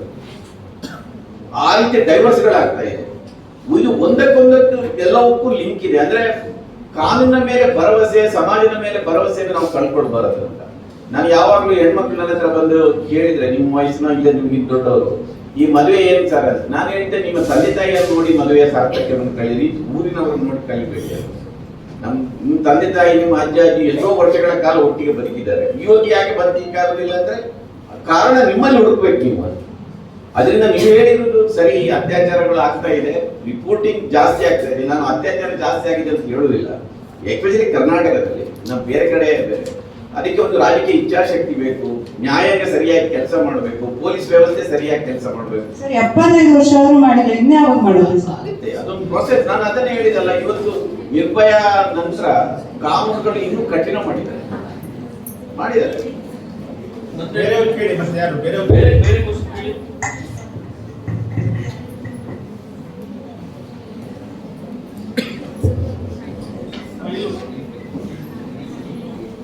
ನಿನ್ನ ಹೆಸರು, ನಿನ್ನ ಕ್ಲಾಸ್? ನನ್ನ ಹೆಸರು ಪೂಜಾ, ಫೈನಲ್ ಇಯರ್ BA ಓದ್ತಾ ಇದ್ದೀನಿ. ನಿಮ್ಮ ಪ್ರಕಾರ ಇಕ್ವಾಲಿಟಿ ಬೇಕು, ಸೀಟು SC/ST ಗೆ ಇಷ್ಟು ಅಂತೇಳಿ ಮೀಸಲಾತಿ ಮಾಡ್ತಾರೆ, ಇನ್ನೊಂದರಲ್ಲಿ ಎಲ್ಲರೂ ಒಂದೇ ಅಂತ ಹೇಳ್ತಾರೆ. ನಿಮ್ಮ ಪ್ರಕಾರ ಇಕ್ವಾಲಿಟಿ ಮುಖ್ಯನೋ ಮೀಸಲಾತಿ ಮುಖ್ಯನೋ ಸರ್? ಈ ಸಮಾಜದಲ್ಲಿ ಅದನ್ನೇ ಆಗದಿಂದ ನಾನು ಉಪನ್ಯಾಸ ಕೊಟ್ಟ ಆಧಾರನೇ ಅದು. ನೀವು ನಾನು ಆಗ್ಲೇ ಒಂದು ಉದಾಹರಣೆ ಕೊಟ್ಟೆ. ಸಮಾನತೆ ಇದ್ರೆ ನಾಳೆ ಒಲೆಯರ ಹೋಟೆಲ್ ಅಂತ ಬೋರ್ಡ್ ಹಾಕಿದ್ರೆ ಅವನಿಗೆ ವ್ಯಾಪಾರ ಆಗ್ತದೆ. ಅದಾಗುದಿಲ್ಲ. ಏನಂದ್ರೆ ಒಂದು ಕುಂಟು ಕುದುರೆ ಇದ್ದೆ, ಇನ್ನೊಂದು ಸರಿಯಾದ ಕುದುರೆ ಇದ್ದೆ, ಅದರ ಒಟ್ಟಿಗೆ ನೀವು ರೇಸಿಗೆ ಬಿಟ್ರೆ ಕುಂಟು ಕುದುರೆ ಹಿಂದೆನೆ ಬರುತ್ತೆ. ಕುಂಟುತನ ಯಾಕೆ ಬಂತಂದ್ರೆ ಜಾತಿಯ ಕಾರಣಕ್ಕಾಗಿ. ಜಾತಿಯ ಕಾರಣಕ್ಕಾಗಿ ನಿಮಗೆ ಶಿಕ್ಷಣವನ್ನ ನೋಡಿ, ಈ ದೇಶದಲ್ಲಿ ಪರಿಶಿಷ್ಟ ಜಾತಿಯವರ ಹತ್ರ 77% ಪರಿಶಿಷ್ಟ ಜಾತಿ ಮತ್ತು ಪರಿಶಿಷ್ಟ ಪಂಗಡದವರ ಹತ್ರ 1 ಎಕರೆ 1/2 ಎಕರೆ ಕೂಡ ಭೂಮಿ ಇಲ್ಲ. ನೀವು ಅವರಿಗೆ ಅವಕಾಶನೇ ಬರಲಿಲ್ಲ, ಅವರಿಗೆ ಆರ್ಥಿಕವಾದ ಸ್ವಾತಂತ್ರ್ಯನೇ ಅವರಿಗೆ ಸಿಕ್ಕಿಲ್ಲ. ಒಂದು ಜಾತಿಯ ಕಾರಣಕ್ಕೆ ಕೆಲವು ಪ್ರಿವಿಲೇಜಸ್ಗಳು ಬರುತ್ತೆ, ಅದು ಬಂದಿದೆ. ಅದು ಭೂಮಾಲೀಕರನ್ನು ಮತ್ತು ಗೇಣಿದಾರರನ್ನು ನೀವು ಒಂದೇ ರೀತಿಯಲ್ಲಿ ನೋಡಿದ್ರೆ ಸಮಾನತೆ ಕಾಣಲಿಕ್ಕೆ ಆಗುದಿಲ್ಲ. ನೀವು ಗೇಣಿದಾರರಿಗೆ ಸ್ಪೆಷಲ್ ಪ್ರಿವಿಲೇಜ್ಗಳನ್ನು ಕೊಡಬೇಕು, ಅದಕ್ಕೆ ಭೂ ಸುಧಾರಣೆ ಬರುತ್ತೆ. ಅದೇ ರೀತಿ ರಿಸರ್ವೇಶನ್ ಉದ್ದೇಶ ಏನಂದ್ರೆ ಅದೇನು ಬಡತನ ನಿರ್ಮೂಲನೆ ಕಾರ್ಯಕ್ರಮ ಅಲ್ಲ, ಅದು ಸಮಾನ ಅವಕಾಶ ಸಿಗ್ಬೇಕು ಅಂತ. ನೀವು ಈಗ ಒಂದು ವಿಧಾನಸಭಾ ಚುನಾವಣೆ ನಡೀದೆ, ಈಗ ಪರಿಶಿಷ್ಟ ಜಾತಿಯವರಿಗೆ ರಿಸರ್ವೇಶನ್ ಇದೆ. ಯಾಕೆ ಕೊಡ್ತಾ ಇದ್ದಾರೆ ಅಂದ್ರೆ ನಾಳೆ ಪರಿಶಿಷ್ಟ ಜಾತಿಯವರು ಜನರಲ್ ಸೀಟ್ ಅಲ್ಲಿ ನಿಂತ್ರೆ ಅವ್ರಿಗೆ ಓಟ್ ಆಗೋದಿಲ್ಲ, ಆದ್ರೆ ಮೇಲ್ಜಾತಿಯವರು ನಿಂತ್ರೆ ಅವ್ರಿಗೆ ಓಟ್ ಆಗ್ತದೆ. ಆ ಕಾರಣಕ್ಕಾಗಿ ಅದೇನು ಶಾಶ್ವತ ಅಂತ ಅಲ್ಲ, ಎಲ್ಲಿಯವರೆಗೆ ನಾನು ಅದನ್ನೇ ಹೇಳ್ತಾ ಇರೋದು, ಎಲ್ಲಿಯವರೆಗೆ ಈ ರೀತಿಯ ಸಮಾನ ಅವಕಾಶಗಳು ಎಲ್ರಿಗೂ ಬರುತ್ತೆ ಆಗ ರಿಸರ್ವೇಶನ್ ಅನ್ನು ತೆಗಿಬಹುದು. ನೀವು ರಿಸರ್ವೇಶನ್ ಇರುವುದೇ ಸಮಾನತೆಯನ್ನು ಸಾಧಿಸಲಿಕ್ಕೆ ಅಂತ. ನೀವು ಈಗ ಜಾತಿಯ ನಿರ್ಮೂಲನೆ ಮಾಡಲಿಕ್ಕೆ ಎರಡು ರೀತಿಯಲ್ಲಿ ಮಾಡಬಹುದು. ಒಂದು ಸಾಮಾಜಿಕ ಸಮಾನತೆ, ಇನ್ನೊಂದು ಆರ್ಥಿಕ ಸಮಾನತೆ. ಇವತ್ತು ಒಬ್ಬ IAS ಅಧಿಕಾರಿ ಅವನು ಪರಿಶಿಷ್ಟ ಜಾತಿಯವನಿದ್ರು ಅವನು ಬೇರೆ ಜಾತಿಯವರನ್ನು ಮದುವೆಯಾಗಿ ಆರಾಮಾಗಿರ್ತಾನೆ. ಆದ್ರೆ ಹಳ್ಳಿಯಲ್ಲಿ ಒಬ್ಬ ಪರಿಶಿಷ್ಟ ಜಾತಿಯ ಹುಡುಗ ಒಬ್ಬ ಮೇಲ್ಜಾತಿಯ ಹುಡುಗಿಯನ್ನು ಮದುವೆ ಆಗಿ ಮಾಡಿದ್ರೆ ಅವನ ಮನೆ ಸಾಯಿಸ್ತಾರೆ. ಹೌದಲ್ವಾ? ಎಷ್ಟು ಪ್ರಕರಣಗಳಾಗಿವೆ. ಅದನ್ನ ಯಾಕೆ IAS ಅಧಿಕಾರಿ ಒಬ್ಬ ಮೇಲ್ಜಾತಿಯ ಹುಡುಗಿಯನ್ನು ಮದುವೆ ಆದ್ರೂ ಅವನು ಬದುಕ್ತಾನೆ ಅಂದ್ರೆ ಅವನಿಗೆ ಒಂದು ಆರ್ಥಿಕ ಭದ್ರತೆ ಇದೆ, ಆರ್ಥಿಕ ಸ್ವಾತಂತ್ರ್ಯ ಇರುತ್ತೆ, ಅವನಿಗೆ ಆರ್ಥಿಕವಾಗಿ ಸ್ವತಂತ್ರ ಆಗಿದೆ, ಅದರಿಂದ ಸಾಮಾಜಿಕ ಸ್ಥಾನಮಾನ ಸಿಗುತ್ತೆ. ಆದ್ರೆ ಒಬ್ಬ ಹಳ್ಳಿಯಲ್ಲಿ ಅದೇ SC ಹುಡುಗ ಒಬ್ಬ ಮೇಲ್ಜಾತಿಯ ಹುಡುಗಿಯನ್ನು ಮದುವೆ ಆದ್ರೆ ಅವ್ನು ಮೊಡೆ ಸಾಯಿಸ್ತಾರೆ, ಅವ್ರಿಗೆ ಏನು ಇರುವುದಿಲ್ಲ. ಅದರಿಂದ ಆರ್ಥಿಕ ಸ್ವಾತಂತ್ರ್ಯ ಕೂಡ ಅಷ್ಟೇ ಮುಖ್ಯ ಅಂತ. ಅದಕ್ಕಾಗಿ ಮೀಸಲಾತಿಯಿಂದ ಅಂತದ್ದು ಸ್ವಾತಂತ್ರ್ಯ ಸಿಗುತ್ತೆ. ಸಾಮಾಜಿಕ ಸ್ವಾತಂತ್ರ್ಯವನ್ನು ಸಮಾಜದ ಮನಸ್ಥಿತಿಯ ಬದಲಾವಣೆ ಮೂಲಕ ಮಾಡಬೇಕು. ಅದರಿಂದ ಈ ಚರ್ಚೆ ಇದೆ. ನೀವು ಬಹಳ ಮಂದಿ ಪ್ರಶ್ನೆ ಕೇಳ್ತಾರೆ, ಕೆಲವು ಸರಿ ನಿಮ್ಗೆ ಅನಿಸುತ್ತೆ, ಕೆಲವು ಸರಿ ಆ ವ್ಯತ್ಯಾಸಗಳು ನಿಮ್ಮನ್ನು ಹರ್ಟ್ ಮಾಡಬಹುದು. ಆದ್ರೆ ಈ ರೀತಿಯ ಒಂದು ಹಿನ್ನೆಲೆಯನ್ನು ನೋಡಿದ್ರೆ ನಮ್ಗೆ ಅರ್ಥ ಆಗ್ತದೆ. ಸರ್, ನನ್ನ ಹೆಸರು ವಾಸು ಅಂತ. ನಾನು ಈಗ ನಿಮ್ಮ ಮೂಲಕನೇ ಕೇಳ್ಪಟ್ಟಂತೆ ಈಗ ನಾವೆಲ್ಲ ಹಿಂದೂ ಅನ್ನುವ ಸಂಘಟನೆಗಳಿಂದನೇ ನಮ್ದು ಏನಾಗಿದೆ ಅಂತಂದರೆ ಅಸ್ಪೃಶ್ಯತೆ, ಜಾತ್ಯತೀತತೆ ಈ ಥರದ್ದು ಇನ್ನೂ ಜಾಸ್ತಿ ಆಗ್ತಾ ಹೋಗ್ತಾ ಇದೆ. ಆಮೇಲೆ ಮುಂದುವರೆದು ಹೇಳಬೇಕು ಅಂತಂದರೆ ನಮ್ಮ ಸಮಾಜದಲ್ಲಿ ಬಹುಶಃ ಮುಂದೆ ಹಿಂದೂಗಳಲ್ಲಿ ವೆಜ್ ಬಳಸರು ಇದ್ದೀವಿ, ನಾನ್ ವೆಜ್ ಬಳಸರು ಇದ್ದೀವಿ. ಬಹುತೇಕ ಇನ್ನು ಮುಂದುವರೆ ಮುಂದಿನ ಕಾಲಘಟ್ಟದಲ್ಲಿ ನಾನ್ ವೆಜ್ ಬಳಸೋದೇ ಒಂದು ಧರ್ಮ, ವೆಜ್ಜನ್ನು ಬಳಸೋದೇ ಒಂದು ಧರ್ಮ ಅಂತ ಬಂದರೂ ಬರುವುದೇನು ಗೊತ್ತಿಲ್ಲ. ನೀವು ಮತ್ತೆ ಹೇಳಿದಂಗೆ ಈಗ ಜಾತಿ ಅಂದರೆ ಏನು, ಇದು ಕಣ್ಣಿಗೆ ಕಾಣುವ ಅಸ್ಪೃಶ್ಯತೆ ಹೋಗಿದೆ, ಮನಸ್ಸಿನಲ್ಲಿ ಅಸ್ಪೃಶ್ಯತೆ ಇನ್ನೂ ಇದೆ ಅಂತ ನೀವು ಹೇಳಿದ್ರಿ. ಬಹುಶಃ ಇದು ಒಂದು ಆತಂಕಕಾರಿ ವಿಚಾರ. ಇದ್ರ ಬಗ್ಗೆ ನೀವು ಹೇಳಿದ್ರಿ, ಇಲ್ಲಿ ಏನು ಹೇಳ್ತೀರಿ ಅಂತ. ನೋಡಿ, ಜಾತಿಯ ಪ್ರಶ್ನೆ ಈ ಹಿಂದೂ ಧರ್ಮ ಇವತ್ತು ಉಳಿದಿದ್ರೆ ಅದು ಹಿಂದೂ ಸಮಾಜ ಸುಧಾರಕರಿಂದ ಉಳಿದಿದೆ. ಅಂದರೆ ಕಾಲ ಕಾಲಕ್ಕೆ ನೀವು ಸ್ವಾಮಿ ವಿವೇಕಾನಂದರ ಬಗ್ಗೆ ನಾವು ಬಹಳ ಮಂದಿಗೆ ಅದನ್ನು ಅಧ್ಯಯನ ಮಾಡಿದ್ವಿ. ಸ್ವಾಮಿ ವಿವೇಕಾನಂದರು ಹಿಂದೂ ಧರ್ಮದ ಈ ಒಳಗಿನ ಹುಡುಗರ ಬಗ್ಗೆ ಬಹಳ ಕಟುವಾಗಿ ಮಾತಾಡಿದವರು ಸ್ವಾಮಿ ವಿವೇಕಾನಂದರು. ರಾಮಕೃಷ್ಣ ಪರಮಹಂಸರು ಇರ್ಬೋದು, ರಾಜಾರಾಮ್ ಮೋಹನ್ ರಾಯ್ ಇರ್ಬೋದು. ನಾನು ಯಾಕೆ ಇದನ್ನು ಹೇಳ್ತಾ ಇದ್ದೇನೆ ಅಂದರೆ, ಇತಿಹಾಸದ ಚಕ್ರ ಯಾಕೆ ಹಿಂದಕ್ಕೆ ಬರುವನ್ನು ನಿಷೇಧ ಮಾಡ್ತಾರೆ, ವಿವಾಹವನ್ನು ಪ್ರೋತ್ಸಾಹ ಮಾಡ್ತಾರೆ, ಸಾಗಮನವನ್ನು ನಿಷೇಧ ಮಾಡ್ತಾರೆ, ಅಂತ ಕ್ರಾಂತಿಕಾರಿ ಕ್ರಮಗಳನ್ನು ಕೈಗೊಳ್ತಾರೆ. ಭೂ ಸುಧಾರಣೆ ಜಾರಿಗೆ ಬಂದಿದೆ. ನಿಮ್ಮ ಶಿವಮೊಗ್ಗ ಸಾಗರ ಅದಕ್ಕೆ ಬಹಳ ಪ್ರಸಿದ್ಧವಾದ್ರು. ಇವತ್ತು ಭೂ ಸುಧಾರಣೆಯನ್ನು ಜಾರಿಗೆ ತರಲಿಕ್ಕೆ ಹೋದ್ರೆ, ಇಲ್ಲದ್ರೆ ಇಂಥದ್ದು ನಿಷೇಧ ಮಾಡಲಿಕ್ಕೆ ಹೋದ್ರೆ ಅದಕ್ಕೆ ಎಂತ ವಿರೋಧ ವ್ಯಕ್ತವಾಗಬಹುದು ಅಂತ. ಅಂದ್ರೆ ಈ ಸುಧಾರಣೆಯ ಹಾದಿಯನ್ನ ಬಿಟ್ಟು ಹಿಂದಕ್ಕೆ ಹೋಗ್ತಾ ಇದೆ ಸಮಾಜ. ಅದರಿಂದ ಇದೊಂದು ಪ್ರೊಸೆಸ್, ಇದೊಂದು ಪ್ರಕ್ರಿಯೆ. ಇದು ಇವತ್ತಿನಿಂದ ನಾಳೆಗೆ ಏನು ಬದಲಾಗೋದಿಲ್ಲ. ನೀವು ಹೇಳಿದಾಗೆ ವಿಸಿಬಲ್ ಆದ ಅಸ್ಪೃಶ್ಯತೆ ಹೋಗಿದೆ, ಇನ್ವಿಸಿಬಲ್ ಅಂದ್ರೆ ನಮ್ಮ ಕಣ್ಣಿಗೆ ಕಾಣದ ರೀತಿಯ ಅಸ್ಪೃಶ್ಯತೆ ಇವತ್ತಿಗೂ ಸಮಾಜದಲ್ಲಿ ಇದೆ. ಅದಕ್ಕಾಗಿ ಸಂವಿಧಾನ ಯಾಕೆ ಮುಖ್ಯ ಅಂದ್ರೆ, ಇವತ್ತು ಅಸ್ಪೃಶ್ಯತೆ ಹೋಗಿದ್ರು ಕೂಡ ಅದು ಜನರ ಮನಸ್ಸಿನ ಬದಲಾವಣೆಯಿಂದ ಅಲ್ಲ, ಅದು ಕಾನೂನಿನಿಂದಾಗಿದೆ. ಕಾನೂನಿನ ಹೆದರಿಕೆಯಿಂದಾಗಿ ಇವತ್ತು ಅಸ್ಪೃಶ್ಯತೆ ಹೋಗ್ತಾ ಇದೆ. ಕಾನೂನಿನ ಹೆದರಿಕೆಯಿಂದಾಗಿ ಹೆಣ್ಮಕ್ಕಳನ್ನು ಮುಟ್ಲಿಕ್ಕೆ, ಹೆಣ್ಮಕ್ಕಳನ್ನು ಕಿಟ್ಟಲಿಕ್ಕೆ ಹೋಗ್ಲಿಕ್ಕೆ ಹೆದರ್ತಾ ಇದ್ದಾರೆ. ಅದಕ್ಕಾಗಿ ನಮಗೆ ಸಂವಿಧಾನ ಕಾನೂನು ಮುಖ್ಯ ಅಂತ ಅನಿಸುದು. ಮನಪರಿವರ್ತನೆ ಬಹಳ ನಿಧಾನವಾಗಿ ಆಗುವಂಥದ್ದು. ಕಾನೂನಿನ ಹೆದರಿಕೆ ಒಂದು ಇದ್ದಾಗ ಅದು ಸಾಧ್ಯ ಆಗುತ್ತೆ ಅಂತದೊಂದು ಪ್ರಯತ್ನ ನಡೀತಾ ಇದೆ.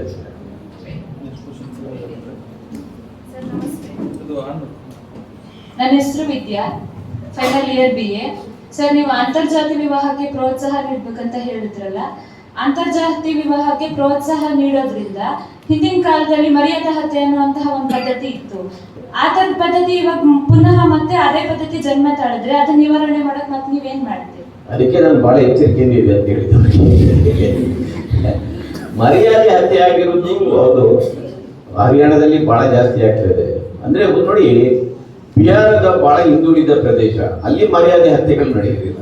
ಹರಿಯಾಣ ನೀವು ಸರಾಸರಿ ಆದಾಯ ನೋಡಿದ್ರೆ ಹರಿಯಾಣ ಬಹಳ ಮುಂದುವರಿತದ್ದು, ಅಲ್ಲಿ ಮರ್ಯಾದೆ ಹತ್ಯೆಗಳು ಆಗ್ತಾ ಇದೆ. ಅದರಿಂದ ಅಂತರ್ಜಾತಿ ವಿವಾಹ ಆದ್ರೆ ಇಂಥ ಥ್ರೆಟ್ಗಳು ಇದ್ದೇ ಇರುತ್ತೆ. ಅದಕ್ಕೆ ಬಹಳ ಎಚ್ಚರಿಕೆಯಿಂದ ಇರಿ ಅಂತ ನಾನು ಹೇಳ್ತಾ ಇರೋದು. ಆದ್ರೆ ಅಂತರ್ಜಾತಿ ನೀವು ಈಗ ಒಂದು 10 ವರ್ಷ 20 ವರ್ಷದ ಹಿಂದಿನ ಅಂತರ್ಜಾತಿ ವಿವಾಹ ಅಂದ್ರೆ ಈಗ ಅದಕ್ಕೆ ಒಂದು ಸಮಾಜದಿಂದ ಒಂದು ಬೆಂಬಲ ಸಿಗ್ತಾ ಇದೆ. ನೀವು ಅದಕ್ಕೆ ಅಂತರ್ಜಾತಿ ವಿವಾಹ ಆಗುವವರು ಮೊದಲು ಇಬ್ಬರು ಸ್ವತಂತ್ರರಾಗಿರ್ಬೇಕು ಆರ್ಥಿಕವಾಗಿ. ಅಂದ್ರೆ ನೀವು ಏನೋ ಲವ್ ಗಿವ್ ಮಾಡ್ಕೊಂಡು ಯಾರನ್ನು ಇಟ್ಕೊಂಡು ಓಡಿ ಹೋದ್ರೆ ನಿಮ್ಗೆ ಹೋಗ್ಲಿಕ್ಕೆ ನೆಲೆ ಇಲ್ಲ, ಮತ್ತೊಂದಿಲ್ಲ, ಏನ್ ಮಾಡ್ತೀರಿ? ನೀವು ಸ್ವತಂತ್ರರಾಗಿ, ನಾನು ಯಾವಾಗಲೂ ಹೇಳ್ತೇನೆ, ಮದುವೆ ಆಗುವ ಮೊದಲು ನೀವು ಎಲ್ಲರೂ ಸ್ವತಂತ್ರರಾಗಿರ್ಬೇಕು ಅಂತ. ಆರ್ಥಿಕವಾದ ನಿಮಗೆ ಮೊದಲು ನಿಮ್ಮ ಪ್ರಯಾರಿಟಿ, ಹೆಣ್ಮಕ್ಳದ್ದು ಪ್ರಯಾರಿಟಿ ಆರ್ಥಿಕವಾಗಿ ನಾವು ಸುಭದ್ರವಾಗಿರ್ಬೇಕು. ಅದರ ನಂತರ ಮದುವೆ ಯೋಚನೆ ಮಾಡಬೇಕು. ನೀವು ಆರ್ಥಿಕವಾಗಿ ಸುಭದ್ರವಾಗಿಲ್ಲ ಅಂದ್ರೆ ನೀವು ಕರಿಯರ್ ವುಮೆನ್ ಅಂತ ಏನ್ ಹೇಳ್ತೇವೆ, ಉದ್ಯೋಗ ಪಡ್ಕೊಳ್ಳಿಕ್ಕೆ ಮೊದಲ ನಿಮಗೆ ಶಿಕ್ಷಣ ಮತ್ತು ಉದ್ಯೋಗ, ಇದು ನಿಮ್ಮ ಪ್ರಯಾರಿಟಿ ಆಗಿರ್ತದೆ. ನಿಮ್ಮ ತಂದೆ ತಾಯಿಗಳಿಗೆ ಹೇಳಿ, ನನಗೊಂದು ಉದ್ಯೋಗ ಸಿಗದಿದ್ರೆ ನಾನು ಮದುವೆನೇ ಆಗೋದಿಲ್ಲ.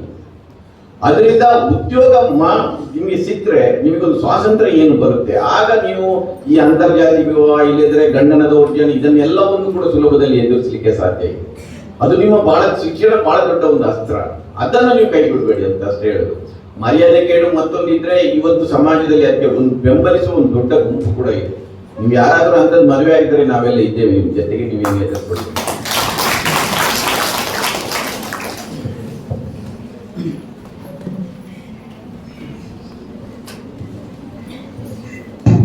ನಮಸ್ತೆ ಸರ್, ನನ್ನ ಹೆಸರು ಕವನ ಅಂತ, ಫಸ್ಟ್ PTA.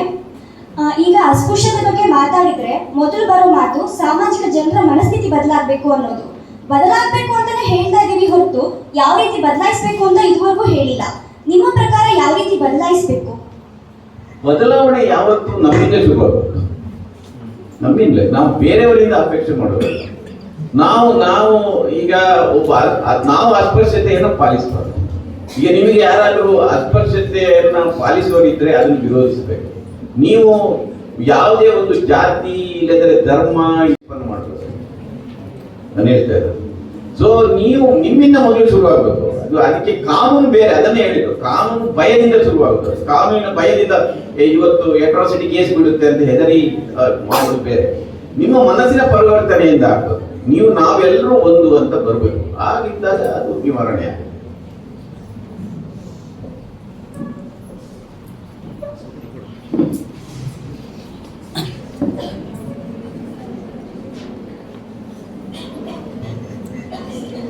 ಸರ್ ನಮಸ್ತೆ, ನನ್ನ ಹೆಸರು ವೆಂಕಟೇಶ್ ಅಂತೇಳಿ, ಕೃಷಿಕ.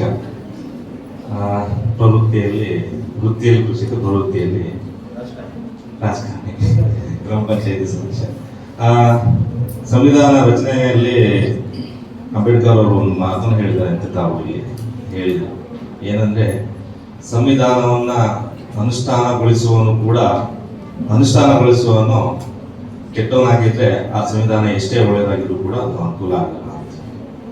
ಜೊತೆಗೆ ಇನ್ನೂ ಒಂದು ಮಾತನ್ನು ಹೇಳಿ, ಈಗ ಏನಾಗಿದೆ ಅಂತ ತಾವು ದೆಹಲಿ ಮಟ್ಟದಲ್ಲಿ ಕೆಲಸ ಆಗಿರೋದ್ರಿಂದ ತಮ್ಮ ಗಮನಕ್ಕೆ ನಾನು ಸಣ್ಣದೊಂದು ವಿಷಯನ ಪದೇ ಪದೇ ಪ್ರಸ್ತಾಪ ಮಾಡ್ತಾ ಇರ್ತೀನಿ. ಪ್ರತಿಯೊಂದು ಎಲ್ಲಾದ್ರೂ ಚರ್ಚೆಗಳಿರುವಂಥ ಸಂದರ್ಭದಲ್ಲಿ ಪ್ರಸ್ತಾಪ ಮಾಡ್ತಾ ಇರ್ತೀನಿ. ಇವತ್ತೇನಾಗಿದೆ, ಯಾವುದೇ ಇಲ್ಲಿ ಸಂವಿಧಾನವನ್ನ ಕೈಗೆ ಕೊಟ್ಟದ್ದು ರಾಜಕಾರಣಗಳಲ್ಲಿ ಆಡಳಿತ ನಡೆಸೋದು. ಆ ಸಂವಿಧಾನವನ್ನು ರಚನೆ ಮಾಡುವವರು ಎಲ್ಲ ರೀತಿಯಲ್ಲಿ ರಾಜಕೀಯವಾಗಿರ್ಬೋದು, ಆರ್ಥಿಕವಾಗಿರ್ಬೋದು, ಸಾಮಾಜಿಕವಾಗಿರ್ಬೋದು, ಧಾರ್ಮಿಕವಾಗಿರ್ಬೋದು, ಪ್ರತಿಯೊಂದನ್ನು ಗಮನದಲ್ಲಿ ಇಟ್ಟುಕೊಂಡು ಸಂವಿಧಾನವನ್ನು ರಚನೆ ಮಾಡಿದ್ದಾರೆ. ನನ್ನ ಪ್ರಶ್ನೆ ಏನು ಅಂತಂದ್ರೆ, ಇವತ್ತಿನ ಪ್ರಸ್ತುತ ರಾಜಕಾರಣಿಗಳು ಆ ಸಂವಿಧಾನವನ್ನು ಅರಿಯುವಲ್ಲಿ ವಿಫಲರಾಗಿದ್ದಾರೆ. ಉದಾಹರಣೆಗೆ, ಯಾವುದೇ ಒಬ್ಬ ಶಾಸಕರಿರ್ಬೋದು, ಸಚಿವರಿರ್ಬೋದು, ಮಂತ್ರಿಗಳಿರ್ಬೋದು, ಯಾರು ಕೂಡ ಅವರು ಕ್ರಮಗಳನ್ನು ಅನುಷ್ಠಾನಗೊಳಿಸುವಲ್ಲಿ ಅವ್ರು ಯಾರ ಮೇಲೆ ಡಿಪೆಂಡ್ ಆಗಿದ್ದಾರೆ ಅಂತಂದ್ರೆ, ಅವರಿಗೆ ಕೊಡುವಂತ ಯಾವುದೋ ಕಾರ್ಯದರ್ಶಿ, ಪ್ರಿನ್ಸಿಪಲ್ ಸೆಕ್ರೆಟರಿ, ಈ ತರದ IAS, KS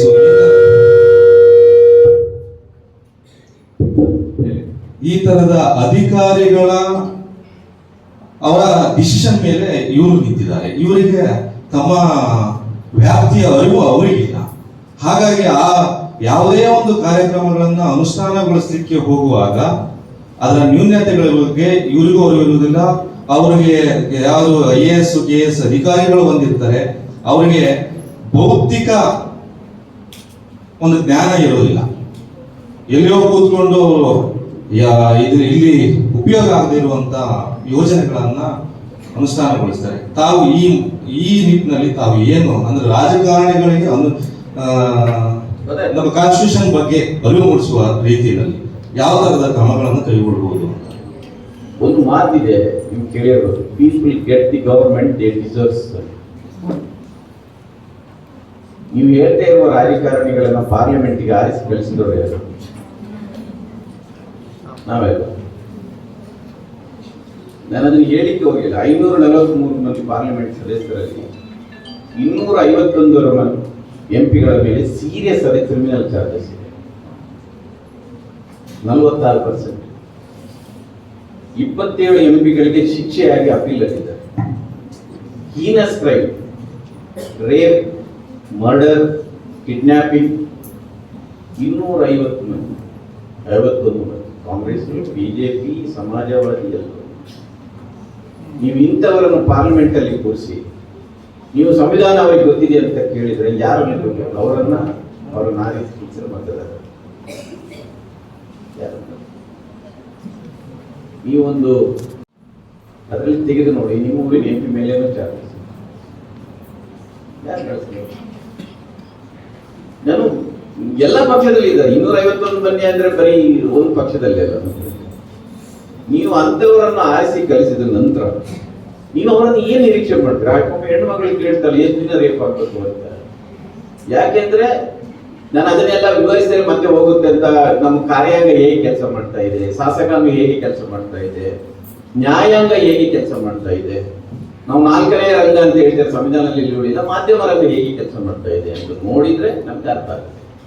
ನಾವೇ ಆರಿಸಿ ಕಳಿಸಿರೋದು. ಅದಕ್ಕಾಗಿ ಮೊದಲ ಬಾರಿ ಚುನಾವಣಾ ವ್ಯವಸ್ಥೆಯಲ್ಲಿ ಒಂದು ಸುಧಾರಣೆ ಆಗಬೇಕು, ಎಲೆಕ್ಟ್ರಲ್ ರಿಫಾರ್ಮ್ಸ್ ಬರಬೇಕು.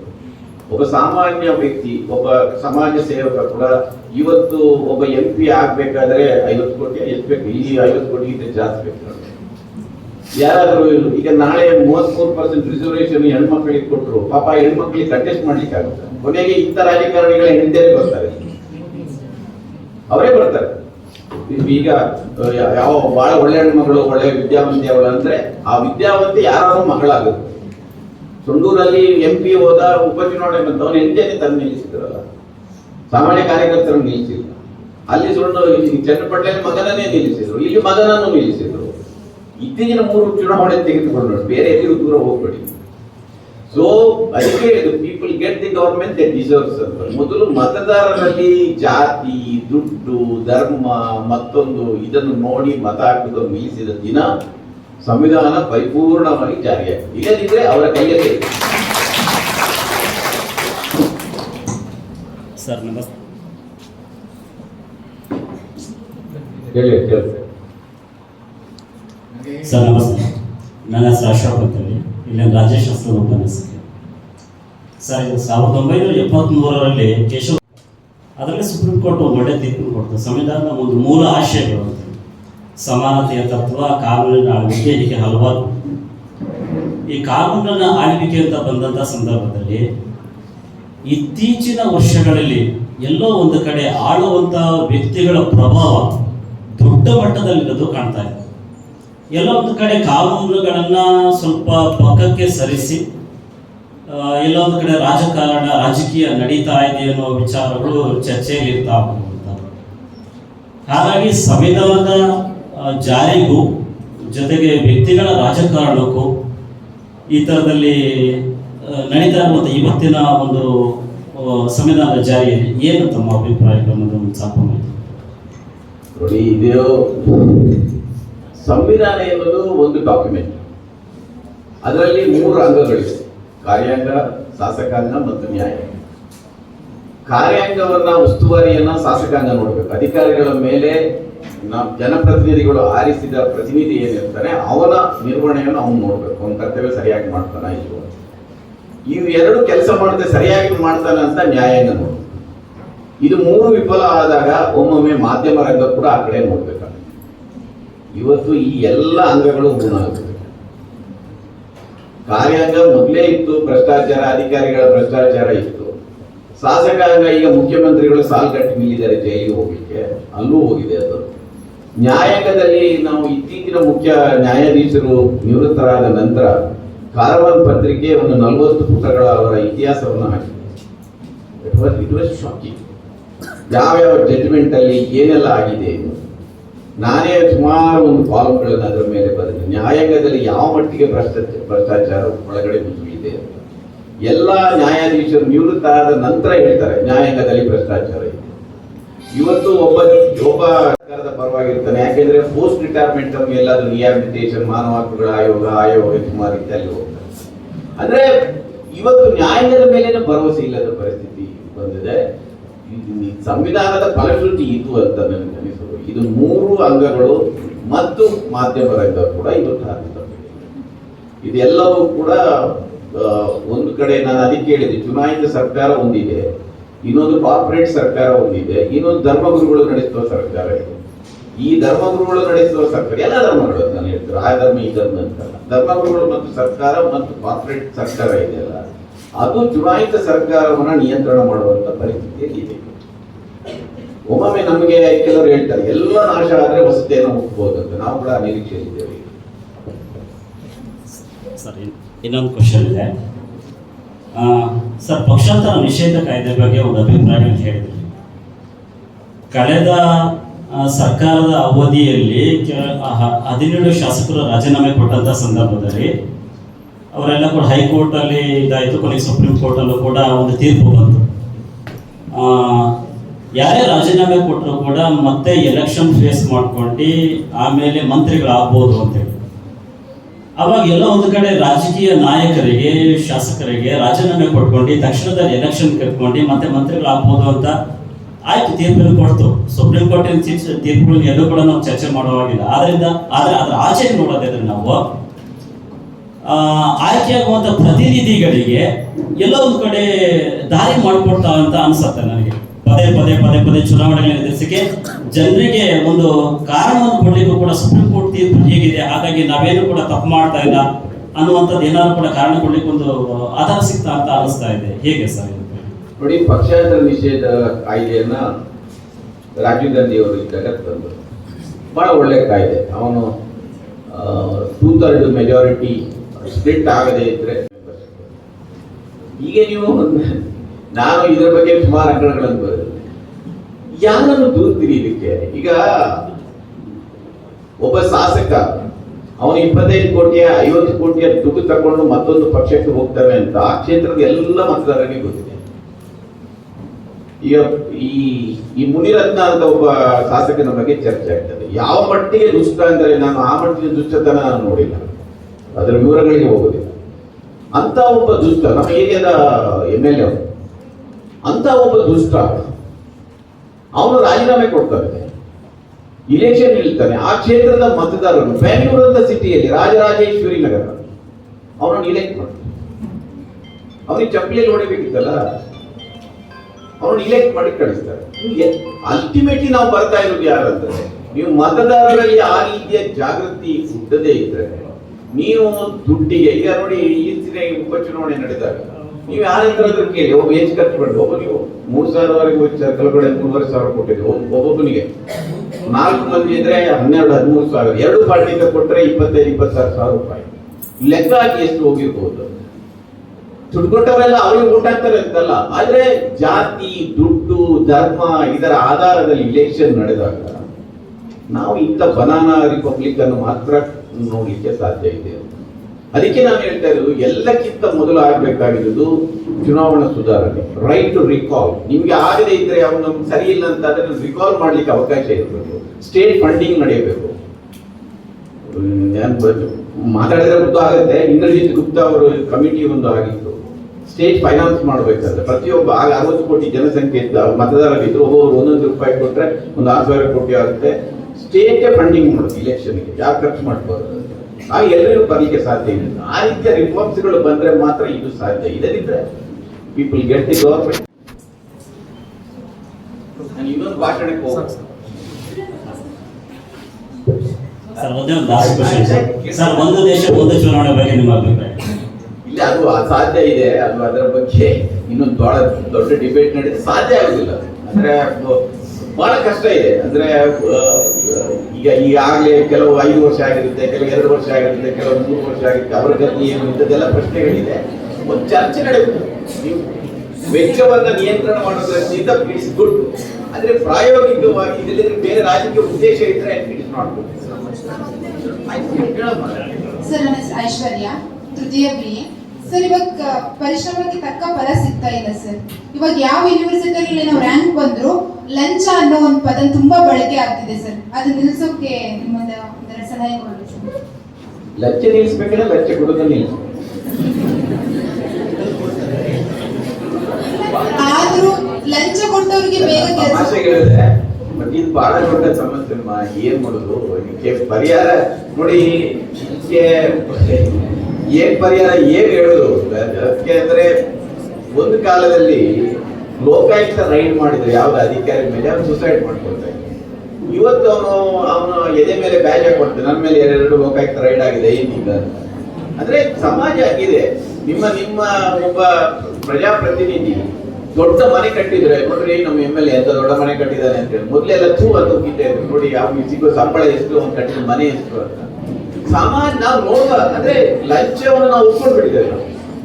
ಲಂಚ ಕೊಟ್ರೆ ಅದು ಕೆಲಸ ಆಗುತ್ತೆ ಅಲ್ಲ ಅಂತ. ಕೆಲಸನೇ ಆಗೋದಕ್ಕಿಂತ ಆಗುತ್ತೆ. ನೋಡಿ, ಈ ನಿಮ್ಮ public service commission, Karnataka public service commission ಎಲ್ರಿಗೂ ಗೊತ್ತಿರುತ್ತೆ. ಒಂದು ಪೋಸ್ಟ್ಗೆ 25 ಲಕ್ಷ, 30 ಲಕ್ಷ, 50 ಲಕ್ಷ ಕೋಟಿ ಕೊಟ್ಟು ಜನ ಹೋಗ್ತಾ ಇದ್ದಾರೆ. ಅವ್ರು ಮತ್ತೆ ಅದನ್ನು ವಸೂಲಿ ಮಾಡ್ಲಿಕ್ಕೆ ಇನ್ನೊಂದು ದೊಡ್ಡ ವಸೂಲಿ ಮಾಡ್ತೀವಿ, ನಮ್ಮನ್ನೇ ಸುಲಿತಾರೆ. ಒಂದು ಜಾಗೃತಿ ಆಗ್ಬೇಕು. ಒಂದು ಭ್ರಷ್ಟಾಚಾರ ವಿರೋಧಿ ಚಳವಳಿಯಾದಾಗ ಇಡೀ ದೇಶ ಎದ್ದು ಕೂತಿತ್ತು. ಆಮೇಲೆ ಅದಕ್ಕೆ ರಾಜಕೀಯ ಸೇರ್ಕೊಳ್ತು. ಇವತ್ತು ಅದು ನಂಬ್ತಾ ಇಲ್ಲ. ಒಂದು ದೊಡ್ಡ ಜಾಗೃತಿ ಮಾತ್ರ ಕಾರಣ. ಒಂದು ಲಂಚ ಕೊಡದೇನೆ ಕೆಲಸ ಮಾಡ್ತಾರೆ. ಕೆಲವರು ಏನ್ ಮಾಡ್ತಾರೆ ಕೆಲಸ, ಈಗ ಅವರು ತಾಲೂಕು ಆಫೀಸ್ಗೆ ಹೋದ್ರೆ 4 ಸರಿ ಯಾಕೆ ಸುತ್ತಾಡೋದು? ಅದು ದುಡ್ಡು ಕೊಟ್ಬಿಡ್ತಾರೆ. ಎಲ್ಲೆಲ್ಲಿ ಸಾಧ್ಯ ಇದೆಯಾ, ನಾನು ಎಲ್ಲ ಕಡೆ ಸಾಧ್ಯ ಇಲ್ಲ ಇದೆ ಅಂತ ಹೇಳೋದಿಲ್ಲ, ಎಲ್ಲೆಲ್ಲಿ ಸಾಧ್ಯ ಇದೆ ಅಲ್ಲಿ ಲಂಚ ಕೊಡುವುದನ್ನ ನಾವು ವಿರೋಧಿಸಬೇಕು ಮತ್ತು ಲಂಚಕೋರರ ಬಗ್ಗೆ ದನಿ ಎತ್ತಲಿಕ್ಕೆ ಪ್ರಯತ್ನ ಮಾಡಬೇಕು. ಬಹಳ ಮಂದಿ ಅಡ್ಜಸ್ಟ್ ಆಗ್ತಾರೆ. ಇವತ್ತು ಬಹಳ ದೊಡ್ಡ ರಾಜಕೀಯ ಅಂದರೆ ಈ ಅಡ್ಜಸ್ಟ್ಮೆಂಟ್ ರಾಜಕೀಯ, ದೊಡ್ಡದಿಂದ ಸಣ್ಣದು. ನಿಮಗೆ ಲಂಚ ಸಿಗದೇ ಕೆಲಸ ಸಿಗಲಿ ಅಂತ ನಾನು ಹಾರೈಸ್ತೇನೆ.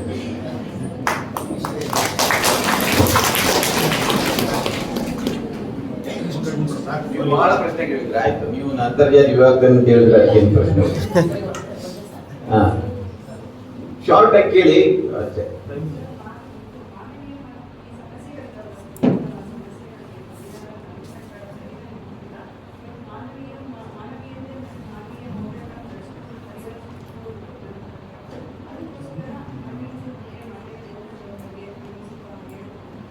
ಆಯ್ತು, ನೀವು ಮೊದಲು ಮಾನವೀಯ ಮೌಲ್ಯಗಳನ್ನ ಬೆಳೆಸ್ಬೇಕಾದ್ರೆ ಮೊದಲು ಮನೆಯಲ್ಲಿ ಅದನ್ನು ಕಲಿಬೇಕು. ತಂದೆ ತಾಯಿಗಳ ಮಾತುಗಳನ್ನು ಕೇಳಬೇಕು. ಸ್ವಲ್ಪ ತಂದೆ ತಾಯಿಗಳ ಮಾತು ಬಹಳ ಮಂದಿ ಹುಡುಗಿಯರು ಕೇಳ್ತಾರೆ, ಹುಡುಗರು ಯಾರು ಕೇಳೋದಿಲ್ಲ. ಮತ್ತು ಬಹಳ ಮಂದಿ ಸಮಾಜ ಸುಧಾರಕರು, ಚಿಂತಕರು ಅವರನ್ನು ಓದಬೇಕು. ಗಾಂಧೀಜಿಯನ್ನು ಓದಬೇಕು, ಅಂಬೇಡ್ಕರ್ ಅವರನ್ನು ಓದಬೇಕು, ಲೋಹಿಯಾರನ್ನು ಓದಬೇಕು. ಈ ರೀತಿಯ ಕುವೆಂಪುವನ್ನು ಓದಿ, ಬಸವಣ್ಣನನ್ನು ಓದಿ. ಇದು ಓದಿದಾಗ ನಿಮ್ಮಲ್ಲಿ ಮಾನವೀಯ ಮೌಲ್ಯಗಳು ಆಗುತ್ತೆ. ಅದರ ಬಗ್ಗೆ ಚರ್ಚೆ ಮಾಡಬೇಕು. ನಮ್ಮ ಹಿಂದಿನ ತಲೆಮಾರಿ ಬೆಳೆದಿದ್ರೆ, ಇಲ್ಲದ್ರೆ ನಾವು ಹಿಂದಿನ ತಲೆಮಾರಿಯಿಂದ ಕಲಿತಿದ್ರೆ, ನಾವು ಇಂಥ ಓದಿನಿಂದ ಒಡನಾಟದಿಂದ ಕಲಿತಿದ್ದೇವೆ. ನಾವು ಇವತ್ತಿನ ಜನಾಂಗ ಎಲ್ಲ ವಾಟ್ಸಪ್ ಯೂನಿವರ್ಸಿಟಿ ಒಳಗಡೆ ಬಂದ್ಬಿಟ್ಟಿದೆ. ವಾಟ್ಸಪ್ ಯೂನಿವರ್ಸಿಟಿಯಲ್ಲಿ ಬಂದರೆ ನೀವು ಬೆಳೀಲಿಕ್ಕಾಗೋದಿಲ್ಲ, ಯಾವ ಮಾನವೀಯ ಮೌಲ್ಯವನ್ನು ಕಳೆದುಕೊಳ್ಳೋದು, ನೀವು ಹಾಳಾಗಿ ಹೋಗ್ತೀರಿ. ಅದರಿಂದ ಮೊದಲು ವಾಟ್ಸಪ್ಪನ್ನು, ಮೊಬೈಲನ್ನು ಕಡಿಮೆ ಯೂಸ್ ಮಾಡಿ. ಆಗ ನಿಮಗೂ ಆರೋಗ್ಯಕ್ಕೂ ಒಳ್ಳೆಯದು, ಮಾನಸಿಕವಾದ ಮತ್ತು ದೈಹಿಕ ಆರೋಗ್ಯಕ್ಕೂ ಒಳ್ಳೆಯದು. ಅದರಿಂದ ಮಾನವೀಯ ಮೌಲ್ಯವನ್ನು ಬೆಳೆಸ್ಕೊಳ್ಳಿಕ್ಕೆ ಕೂಡ ಸಾಧ್ಯ.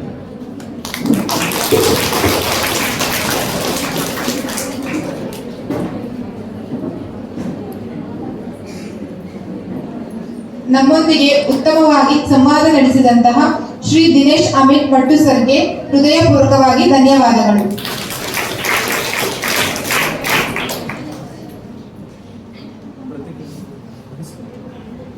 ಪ್ರತಿಸ್ಪಂದನೆ ಶ್ರೀ ಎಚ್ ಪಿ ರಾಘವೇಂದ್ರ ಅಧ್ಯಕ್ಷರು ಇವರು ನಡೆಸಿಕೊಡಬೇಕೆಂದು ಕೇಳಿಕೊಳ್ಳುತ್ತಿದ್ದೇನೆ.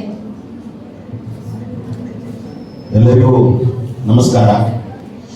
ಹಿಂದಿನ ಸಾಲಿನ ಹುಡುಗರು ಹುಡುಗಿಯರು ನಮಗೆಂದೆಂದು ಭಯವಿಲ್ಲ, ನಮ್ಮಿಂದಾಗದು ಶಾಲೆಗೆ ತೊಂದರೆ ಅಂತ ಕವಿಯ ಒಂದು ಹಾಡು ಬರೆದಿದ್ದಾರೆ. ಹಿಂದಿನ ಸಾಲಿನ ಹುಡುಗಿಯರು ಯಾಕೋ ಜಾಸ್ತಿ ಮಾತಾಡ್ತಾ ಇದ್ದಿಲ್ಲ, ಗಮನಿಸಿದ್ದು. ಸಾರಿ. ಅಧ್ಯಕ್ಷರೇ ಮತ್ತು ಸಂಪನ್ಮೂಲ ವ್ಯಕ್ತಿಗಳೇ ಮತ್ತು ವಿಭಾಗದ ಮುಖ್ಯಸ್ಥರೇ ಮತ್ತು ಈ ಒಂದು ಕಾರ್ಯಕ್ರಮಕ್ಕೆ ಆಗಮಿಸಿರುವಂತಹ ವಿವಿಧ ಸಂಘಟನೆಗಳಲ್ಲಿ ಕೆಲಸ ಮಾಡ್ತಾ ಇರ್ತಕ್ಕಂಥ ಹಿರಿಯರೇ, ಗೆಳೆಯರೇ, ವಿದ್ಯಾರ್ಥಿನಿಯರೇ, ಇದು ಅಮೀನ್ ಭಟ್ಟು ಸರ್ ಹೇಳಿದೆಲ್ಲ ನಮಗೆ ಉತ್ತರಿಗೆಲ್ಲರಿಗೂ ಗೊತ್ತಿದೆ. ನಿಮಗೆ ಗೊತ್ತಾಗಬೇಕು ಅಂಥೇಳಿ ನಾವು ಇದು ಬೇರೆ ಅಮೀನ್ ಭಟ್ಟು ಸರ್ ಥರದವ್ರನ್ನ ಕಾಲೇಜುಗಳಿಗೆ ಕರೆಸಿ ನಾವು ಡಿಜಿಟಲ್ ಮೀಡಿಯಾ ಪ್ರೆಸ್ ಕ್ಲಬ್ನವರು ಸರಣಿ ಕಾರ್ಯಕ್ರಮ ಮಾಡ್ತಾ ಇದ್ದೀವಿ ಕಾಲೇಜುಗಳಲ್ಲಿ. ಯಾಕಂದರೆ ಅವರು ಒಂದು ಆರಂಭದ ಮಾತಲ್ಲಿ ಒಂದು ಹೇಳಿದರು, ಈ ವಯಸ್ಸಾದವರು ಅಲ್ಲಲ್ಲೇ ನಿಂತ್ಬಿಟ್ಟಿದ್ದಾರೆ, ಏನಾದರೂ ಬದಲಾವಣೆ ಆಗುತ್ತೆ ಅಂದರೆ ನಿಮ್ಮ ಮೂಲಕ ಆಗಬೇಕು ಅದು ಅಂತ. ಸತ್ಯ ಕೂಡ. ಹಾಗಾಗಿ ಒಂದು ಐತಿಹಾಸಿಕ ದಿನ ಇವತ್ತು. ನಾವು ಸಂವಿಧಾನವನ್ನು ಅರ್ಪಿಸಿಕೊಂಡಂಥ ದಿನ. ಅಂಬೇಡ್ಕರ್ ಮತ್ತು ಕೆಲವು ಸ್ನೇಹಿತರು ವಿಶೇಷವಾಗಿ ಕಷ್ಟಪಟ್ಟು ನಮಗೆ ಅಪರೂಪದ ಸಂವಿಧಾನವನ್ನು ಕೊಟ್ಟಂಥ ದಿನ. ಅದರಲ್ಲೂ ಅಂಬೇಡ್ಕರ್ ಅವರು ರಾತ್ರಿ ಹಗಲು ಕುಳಿತು ಈ ಸಂವಿಧಾನವನ್ನು ರಚನೆ ಮಾಡಿ ಒಂದು ಭೂತಮುಖಿ ಆಲೋಚನೆಯಲ್ಲಿದ್ದಂಥ ಭಾರತವನ್ನು ಭವಿಷ್ಯಮುಖಿ ಭಾರತವಾಗಲಿಕ್ಕೆ ಪ್ರಯತ್ನ ಮಾಡಿದಂಥ ಅಂಬೇಡ್ಕರ್ ಅವರು ಒಂದು ಅಭಿಪ್ರಾಯವನ್ನು ಒಂದು ಸಾರವಾಗಿ ಹೇಳ್ತಾರೆ. ಅವ್ರಿಗೆ ಸಂಸ್ಕೃತ ಭಾಳ ಚೆನ್ನಾಗಿ ಬರ್ತಿತ್ತಂತೆ. ನಮ್ಮ ದೇಶದ ಗೃಹಿಣಿಯರು ಯಾರ್ಯಾರು ತಪ್ಪು ಬರೆದಿರ್ತಕ್ಕಂಥ ಸಂಸ್ಕೃತದ ಮಂತ್ರಗಳನ್ನು ಕಲಿತ್ಕೊಂಡು ದೇವರ ಮುಂದೆ ಹೇಳ್ತಾ ನಂಗೆ ಒಳ್ಳೇದು ಮಾಡು ಅಂತ ಹೇಳ್ತಾರೆ.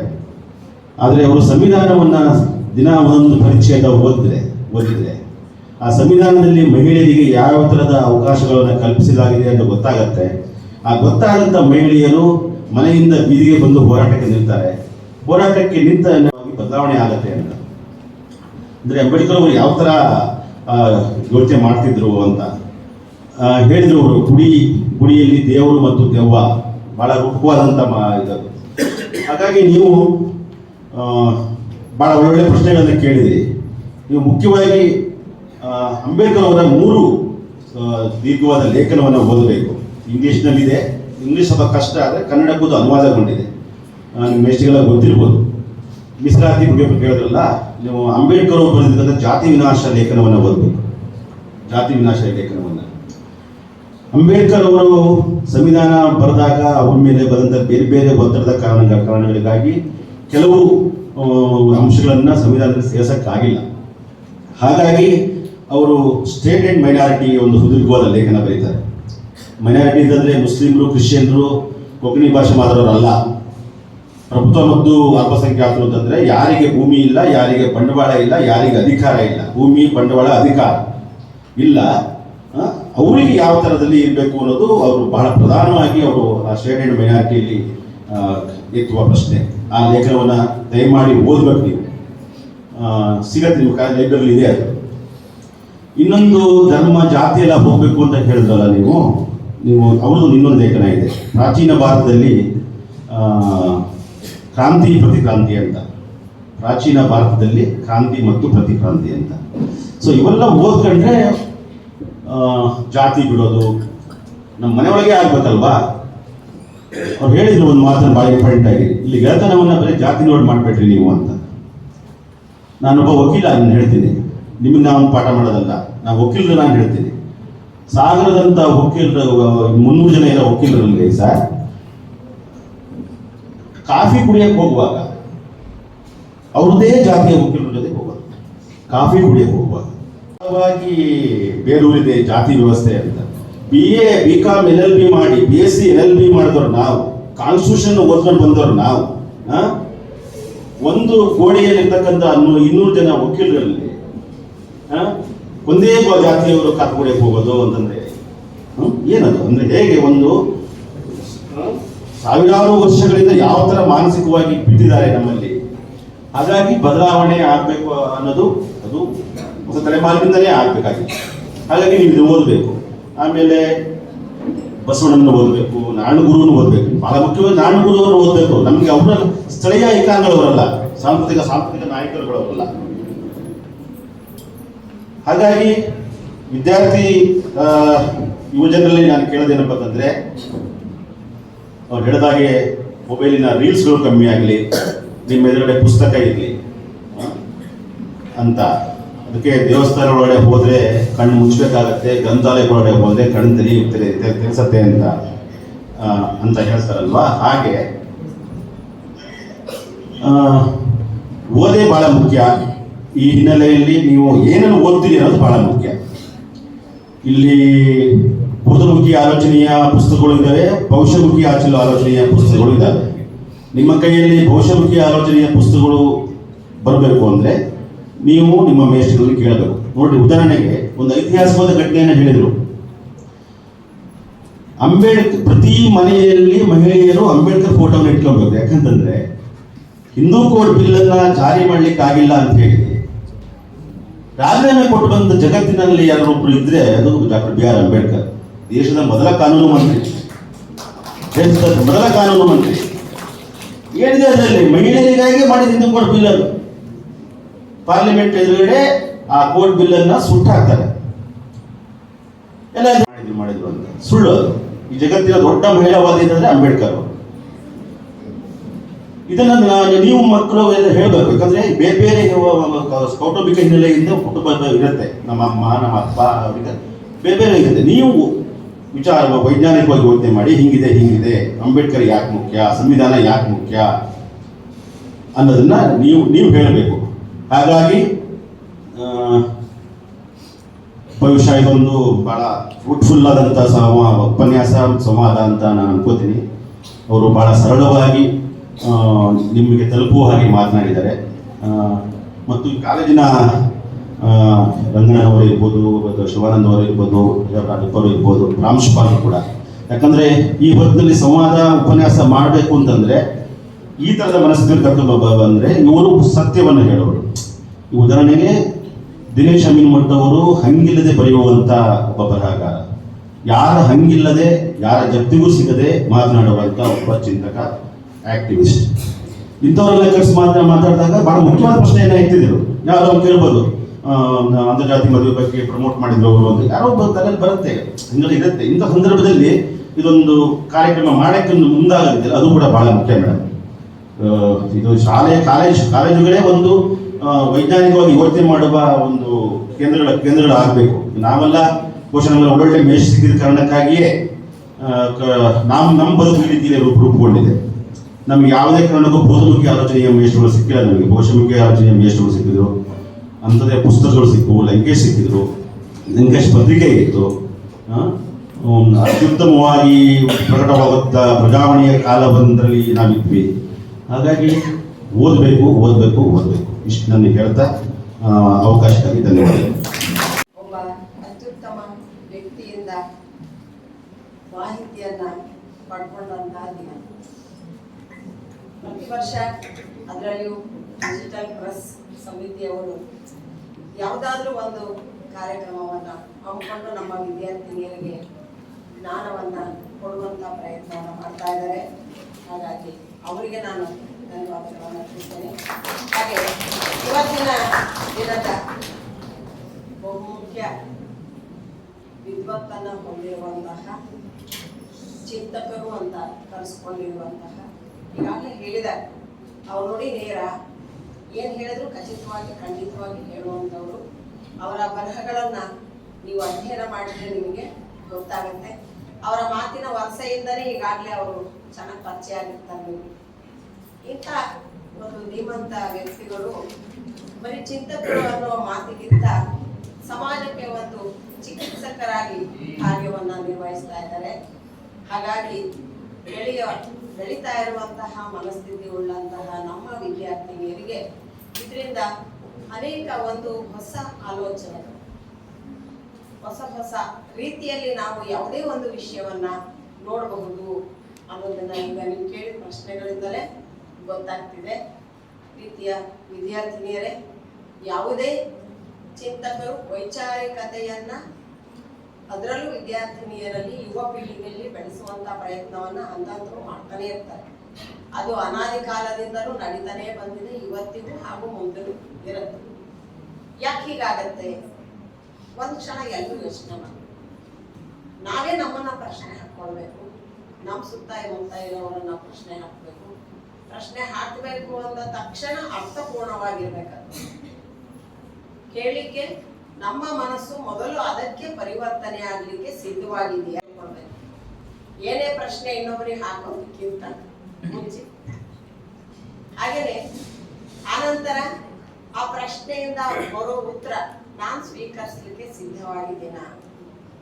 ಯಾವುದೋ ಒಂದು ರೀತಿ ತರ್ಕಕ್ಕೆ ತರ್ಕ ಕುತರ್ಕ ವಿತಂಡವಾದ ಅನ್ನೋ ರೀತಿಯಲ್ಲಿ ನಾವು ಮಾಡ್ಬಿಡ್ತೀವಿ, ನಾವು ಸ್ವೀಕರಿಸ್ತೀವಿ ಅನ್ನೋ ಆವೇಶಕ್ಕೆ, ಈ ಕ್ಷಣದ ಉತ್ತೇಜನಕ್ಕೆ ಒಳಗಾಗಿ ತೀರ್ಮಾನಗಳನ್ನು ತೆಗೆದುಕೊಳ್ಳೋದಕ್ಕೆ ನಮ್ಮ ವ್ಯವಸ್ಥೆ ಇರೋದಿಲ್ಲ. ಅದು ಗೊತ್ತಿದೆ ನಿಮಗೆ. ಅದನ್ನ ಅರ್ಥ ಮಾಡಿಕೊಳ್ಬೇಕು. ಪ್ರಯತ್ನಗಳನ್ನ ಮಾಡ್ತಾ ಹಂತವಾಗಿ ಬದಲಾವಣೆಗೆ ಶ್ರಮಿಸಬೇಕು. ಹಲವಾರು ವಿಚಾರಗಳನ್ನ ಹೇಳಿದ್ರು. ಸಂವಿಧಾನದ ಆಶಯಗಳು ಬಹಳ ಮಹತ್ವಪೂರ್ಣವಾದಂತಹವು. ಅದರಲ್ಲೂ ಹೆಣ್ಣುಮಕ್ಕಳ ಬಗ್ಗೆ ಅವರು ಮಾಡಿರುವಂತಹ ಆಲೋಚನೆಗಳು, ಆಗಿನ ಕಾಲದಲ್ಲಿ ಸಮಾಜ ವ್ಯವಸ್ಥೆ ಹೇಗಿತ್ತು, ಅದು ಬದಲಾಗಬೇಕು ಅನ್ನುವಂಥದ್ದು ಇವತ್ತಿಗೂ ಸಂಪೂರ್ಣ ಏನು ಬದಲಾಗಿಲ್ಲ. ಮುಂದೆನೂ ಕೂಡ ಸಂಪೂರ್ಣವಲ್ಲಾಗಿ ಎಲ್ಲ ಸ್ವಾತಂತ್ರ್ಯ ಸಿಕ್ತು ಅನ್ನುವಂತಹ ಏನು ಒಂದು ಬಹಳ ಆತುರದ ನಿರೀಕ್ಷೆ ತೀರ್ಮಾನಗಳನ್ನ ತೆಗೆದುಕೊಳ್ಳೋದು ಕೂಡ ಅಸಾಧ್ಯ. ಹಾಗಾಗಿ ಎಲ್ಲ ಅಧ್ಯಾಪಕರು ಪಾಠ ಪ್ರವಚನಗಳನ್ನ ಮಾಡುವಂತ ಸಂದರ್ಭದಲ್ಲಿಯೇ ಕೆಲವಾರು ಮೌಲ್ಯಗಳನ್ನ ತಿಳಿಸಿ ಹೇಳುವಂತ ಪ್ರಯತ್ನ ಮಾಡ್ತಿರ್ತಾರೆ. ಹೀಗೆ ಹಿರಿಯ ಚಿಂತಕರನ್ನ ನಾವು ಕರೆದು ನಿಮಗೆ ತಿಳಿ ಹೇಳುವಂಥದ್ದು, ನಾವು ಹೇಳಿದ್ದು ಪತ್ತೆ ಆಗಲ್ಲ. ಕೆಲವೊಂದು ನಮ್ಮ ಆಚೆಗೆ ಸಂಪನ್ಮೂಲ ವ್ಯಕ್ತಿಗಳು, ಅದರಲ್ಲೂ ಸ್ವಲ್ಪ ನೇರವಾಗಿ ನಿಖರವಾಗಿ ಜ್ಞಾನವನ್ನು ಒದಗಿಸಲ್ಪಟ್ಟಂತಹ ವ್ಯಕ್ತಿಗಳು ಬಂದು ನಿಮ್ಗೆ ಹೇಳಿದಾಗ ನಿಮ್ಮ ಮನಸ್ಸು ಅದ್ರ ಬಗ್ಗೆ ಹತ್ತಾರು ಚಿಂತನೆ ಮಾಡುತ್ತೆ. ಏನೋ ಸುತ್ತಮುತ್ತ ನಡೀತಾ ಇದ್ದಂತಹ ಅನ್ಯಾಯಗಳನ್ನು, ಅವಮಾನಗಳನ್ನು ಅದನ್ನು ಸ್ವಲ್ಪ ಕಣ್ಬಿಟ್ಟು ನೋಡುವಂಥ ಧೈರ್ಯ ಕೊಡುತ್ತೆ ಅನ್ನೋ ಒಂದು ಅಭಿಲಾಷೆಯಿಂದ ನಾವು ಇಂತಹ ಉಪನ್ಯಾಸಗಳ ವ್ಯವಸ್ಥೆಯನ್ನು ಮಾಡಿರ್ತೀವಿ. ಬಂದಂತಹ ವ್ಯಕ್ತಿಗಳನ್ನು ನಡತೆ, ಹಾಗೆ ಅವರ ಮಾತು ಕಥೆ, ಅವರ ಶೈಲಿ, ಅವ್ರು ಹೇಳುವಂತಹ ಜ್ಞಾನಯುಕ್ತ ಮಾತುಗಳು ಎಲ್ಲವನ್ನು ಆಲಿಸಿ ನೀವು ಮತ್ತೊಬ್ಬರಿಗೆ ಹೇಳ್ತಾ ಹೋಗಿ ಅದೇ ನೀವು ಕೊಡಬೇಕಾಗಿರುವಂತಹ ಉತ್ತಮ ಕೊಡುಗೆ. ಅಲ್ಲಿಂದಲೇ ಚುನಾವಣೆ ಸಶಕ್ತ ಆಗ್ತಾ ಹೋಗುತ್ತೆ. ಯಾರು ಒಂದು ನಮ್ಮನ್ನ ಮೇಲೆತ್ಲಿ ಅಂದ್ರೆ ಯಾರು ಬಂದು ಮೇಲೆತ್ತಲ್ಲ. ನಿಮ್ಮ ಪ್ರಯತ್ನ ನೀವೇ ಮಾಡಬೇಕು. ಸ್ವಾತಂತ್ರ್ಯ ಯಾರು ಕಿತ್ಕೊಂಡಿಲ್ಲ, ಅದನ್ನ ನಾವೇ ಪಡ್ಕೊಳ್ಳುವಂತಹ ಪ್ರಯತ್ನವನ್ನ ಮಾಡಬೇಕು. ಅದಕ್ಕೆ ಬೇಕಾದಷ್ಟು ಅತ್ಯುತ್ತಮ ನಿದರ್ಶನಗಳನ್ನ ದಿನೇಶ್ ಅಮೀನ್ ಮತ್ತು ಸರ್ ಅವರು ಕೊಟ್ಟಿದ್ದಾರೆ ನಿಮಗೆ. ಆ ಎಲ್ಲ ಚಿಂತನೆಗಳನ್ನು ಒಗ್ಗೂಡಿಸಿ ನೀವು ಮುಂದೆ ಬೆಳೆಯುವಂತಹ ಒಂದು ಪ್ರಯತ್ನಶೀಲರಾಗಿ, ಅದಕ್ಕೆ ಒಂದು ಮಾದರಿಯಾಗಿ ಈ ಉಪನ್ಯಾಸ ಇದೆ. ನಾನು ಒಂದೇ ಪದ ಬಳಸ್ತೀನಿ, ಅವರು ಬರೀ ಚಿಂತಕರಲ್ಲ, ಚಿಕಿತ್ಸಕರಾಗಿ ಕೂಡ ನಿಮಗೆ ಉಪನ್ಯಾಸವನ್ನು ಕೊಟ್ಟಿದ್ದಾರೆ. ಅದನ್ನು ನಮ್ಮೆಲ್ಲರಿಗೂ ಬಳಸ್ತಾ ನನ್ನ ಮಾತನ್ನು ಮುಗಿಸ್ತೇನೆ. ಎಲ್ಲರಿಗೂ ಧನ್ಯವಾದ.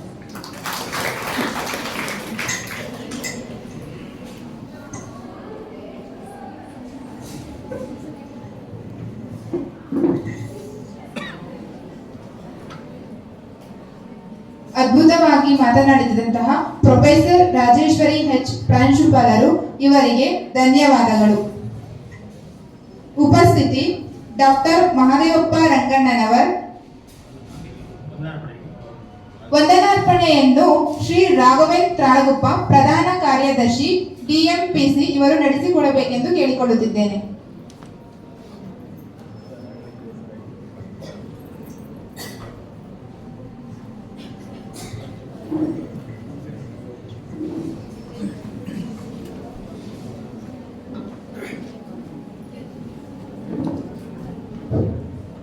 ಎಲ್ಲರಿಗೂ ನಮಸ್ಕಾರ.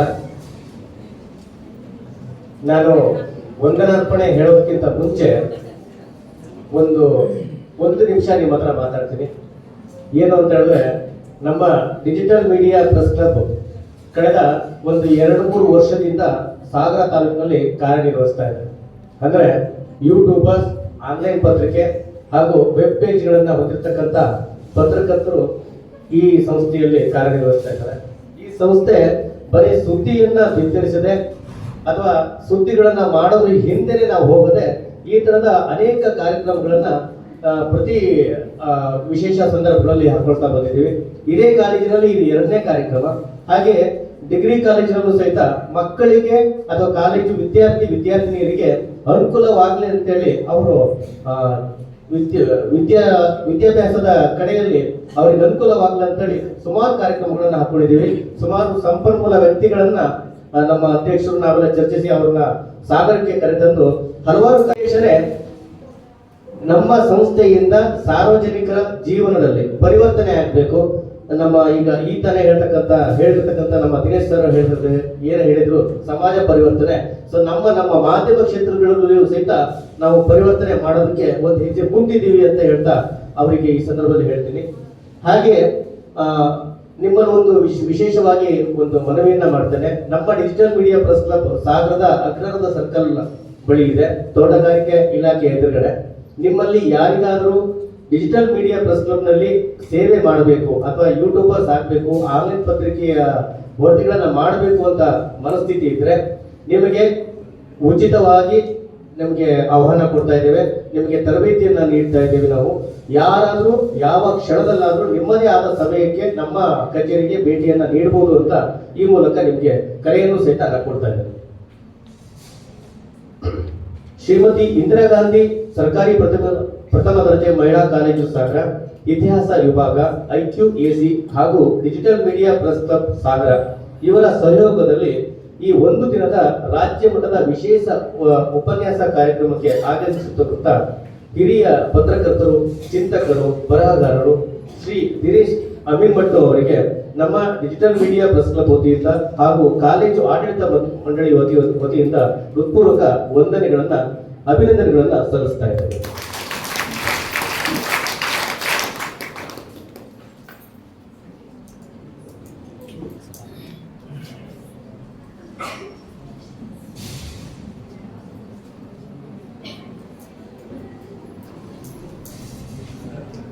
ಹಾಗೆಯೇ ಈ ಕಾರ್ಯಕ್ರಮದಲ್ಲಿ ಅಧ್ಯಕ್ಷತೆಯನ್ನು ವಹಿಸಿಕೊಂಡು ಅತ್ಯುತ್ತಮವಾಗಿ ಮಕ್ಕಳಿಗೆ ಸ್ಫೂರ್ತಿಯನ್ನು ನೀಡುತ್ತಿರ್ತಕ್ಕಂಥ ಡಾಕ್ಟರ್ ಪ್ರೊಫೆಸರ್ ರಾಜೇಶ್ವರಿ ಹೆಚ್ ಇವರಿಗೂ ಸಹಿತ ಅಭಿನಂದನೆಗಳನ್ನ ವಂದನಾರ್ಪಣೆಗಳನ್ನ ಸಲ್ಲಿಸ್ತಾ ಇದೆ. ಹಾಗೆಯೇ ಈ ಒಂದು ಕಾರ್ಯಕ್ರಮದ ರೂವಾರಿಗಳು ಅಂತ ಹೇಳಿದ್ರೆ ತಪ್ಪಾಗಲ್ಲ. ನಮ್ಮ ಸಂಘಟನೆಯ ಅಧ್ಯಕ್ಷರು ಹಾಗೂ ನಾವು ಯಾವುದೇ ಒಂದು ಕೆಲಸ ಮಾಡಬೇಕಂದ್ರೆ ನಮಗೆ ಸ್ಫೂರ್ತಿದಾದರು ಚಾರ್ವಕ ರಾಘವೇಂದ್ರ ಅಂದ್ರೆ ನಮ್ಮ ಡಿಜಿಟಲ್ ಮೀಡಿಯಾ ಪ್ರೆಸ್ ಕ್ಲಬ್ಬಿನ ಅಧ್ಯಕ್ಷರಾಗಿರ್ತಕ್ಕಂಥ HP ರಾಘವೇಂದ್ರ ಅವರಿಗೆ ವಂದನೆಗಳನ್ನ ಮತ್ತು ಅಭಿನಂದನೆಗಳನ್ನ ಕೂಡ ಸಲ್ಲಿಸ್ತಾ ಇದ್ದೇನೆ.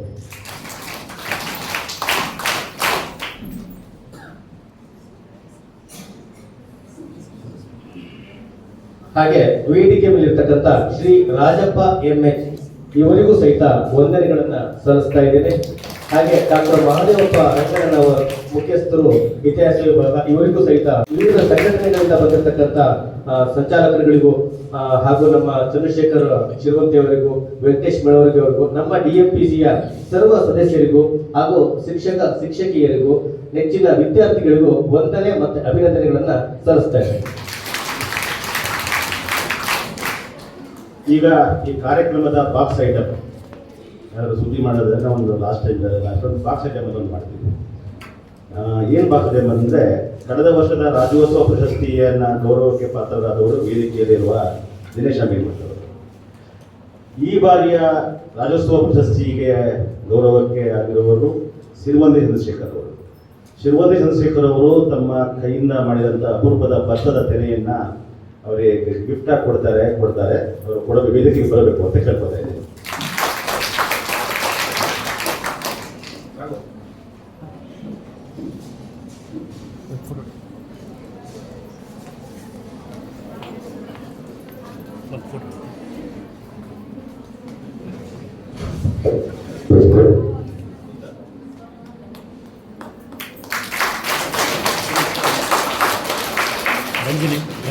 ರಂಜಿನಿ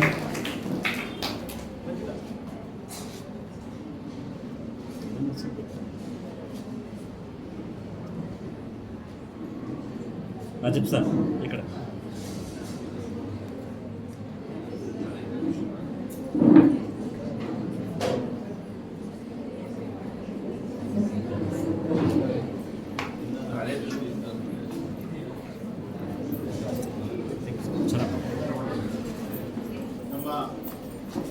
DMPCಯ ನಿರ್ದೇಶಕರಾದಂಥ ಸತೀಶ್ ಅಂಗಡಿ, ಶಿವಕುಮಾರ್ ಮತ್ತು ಗಣಪತಿ ಸಾಲಗುಪ್ಪ ಇವರೆಲ್ಲ ಆಗಮಿಸಿದ್ದಾರೆ.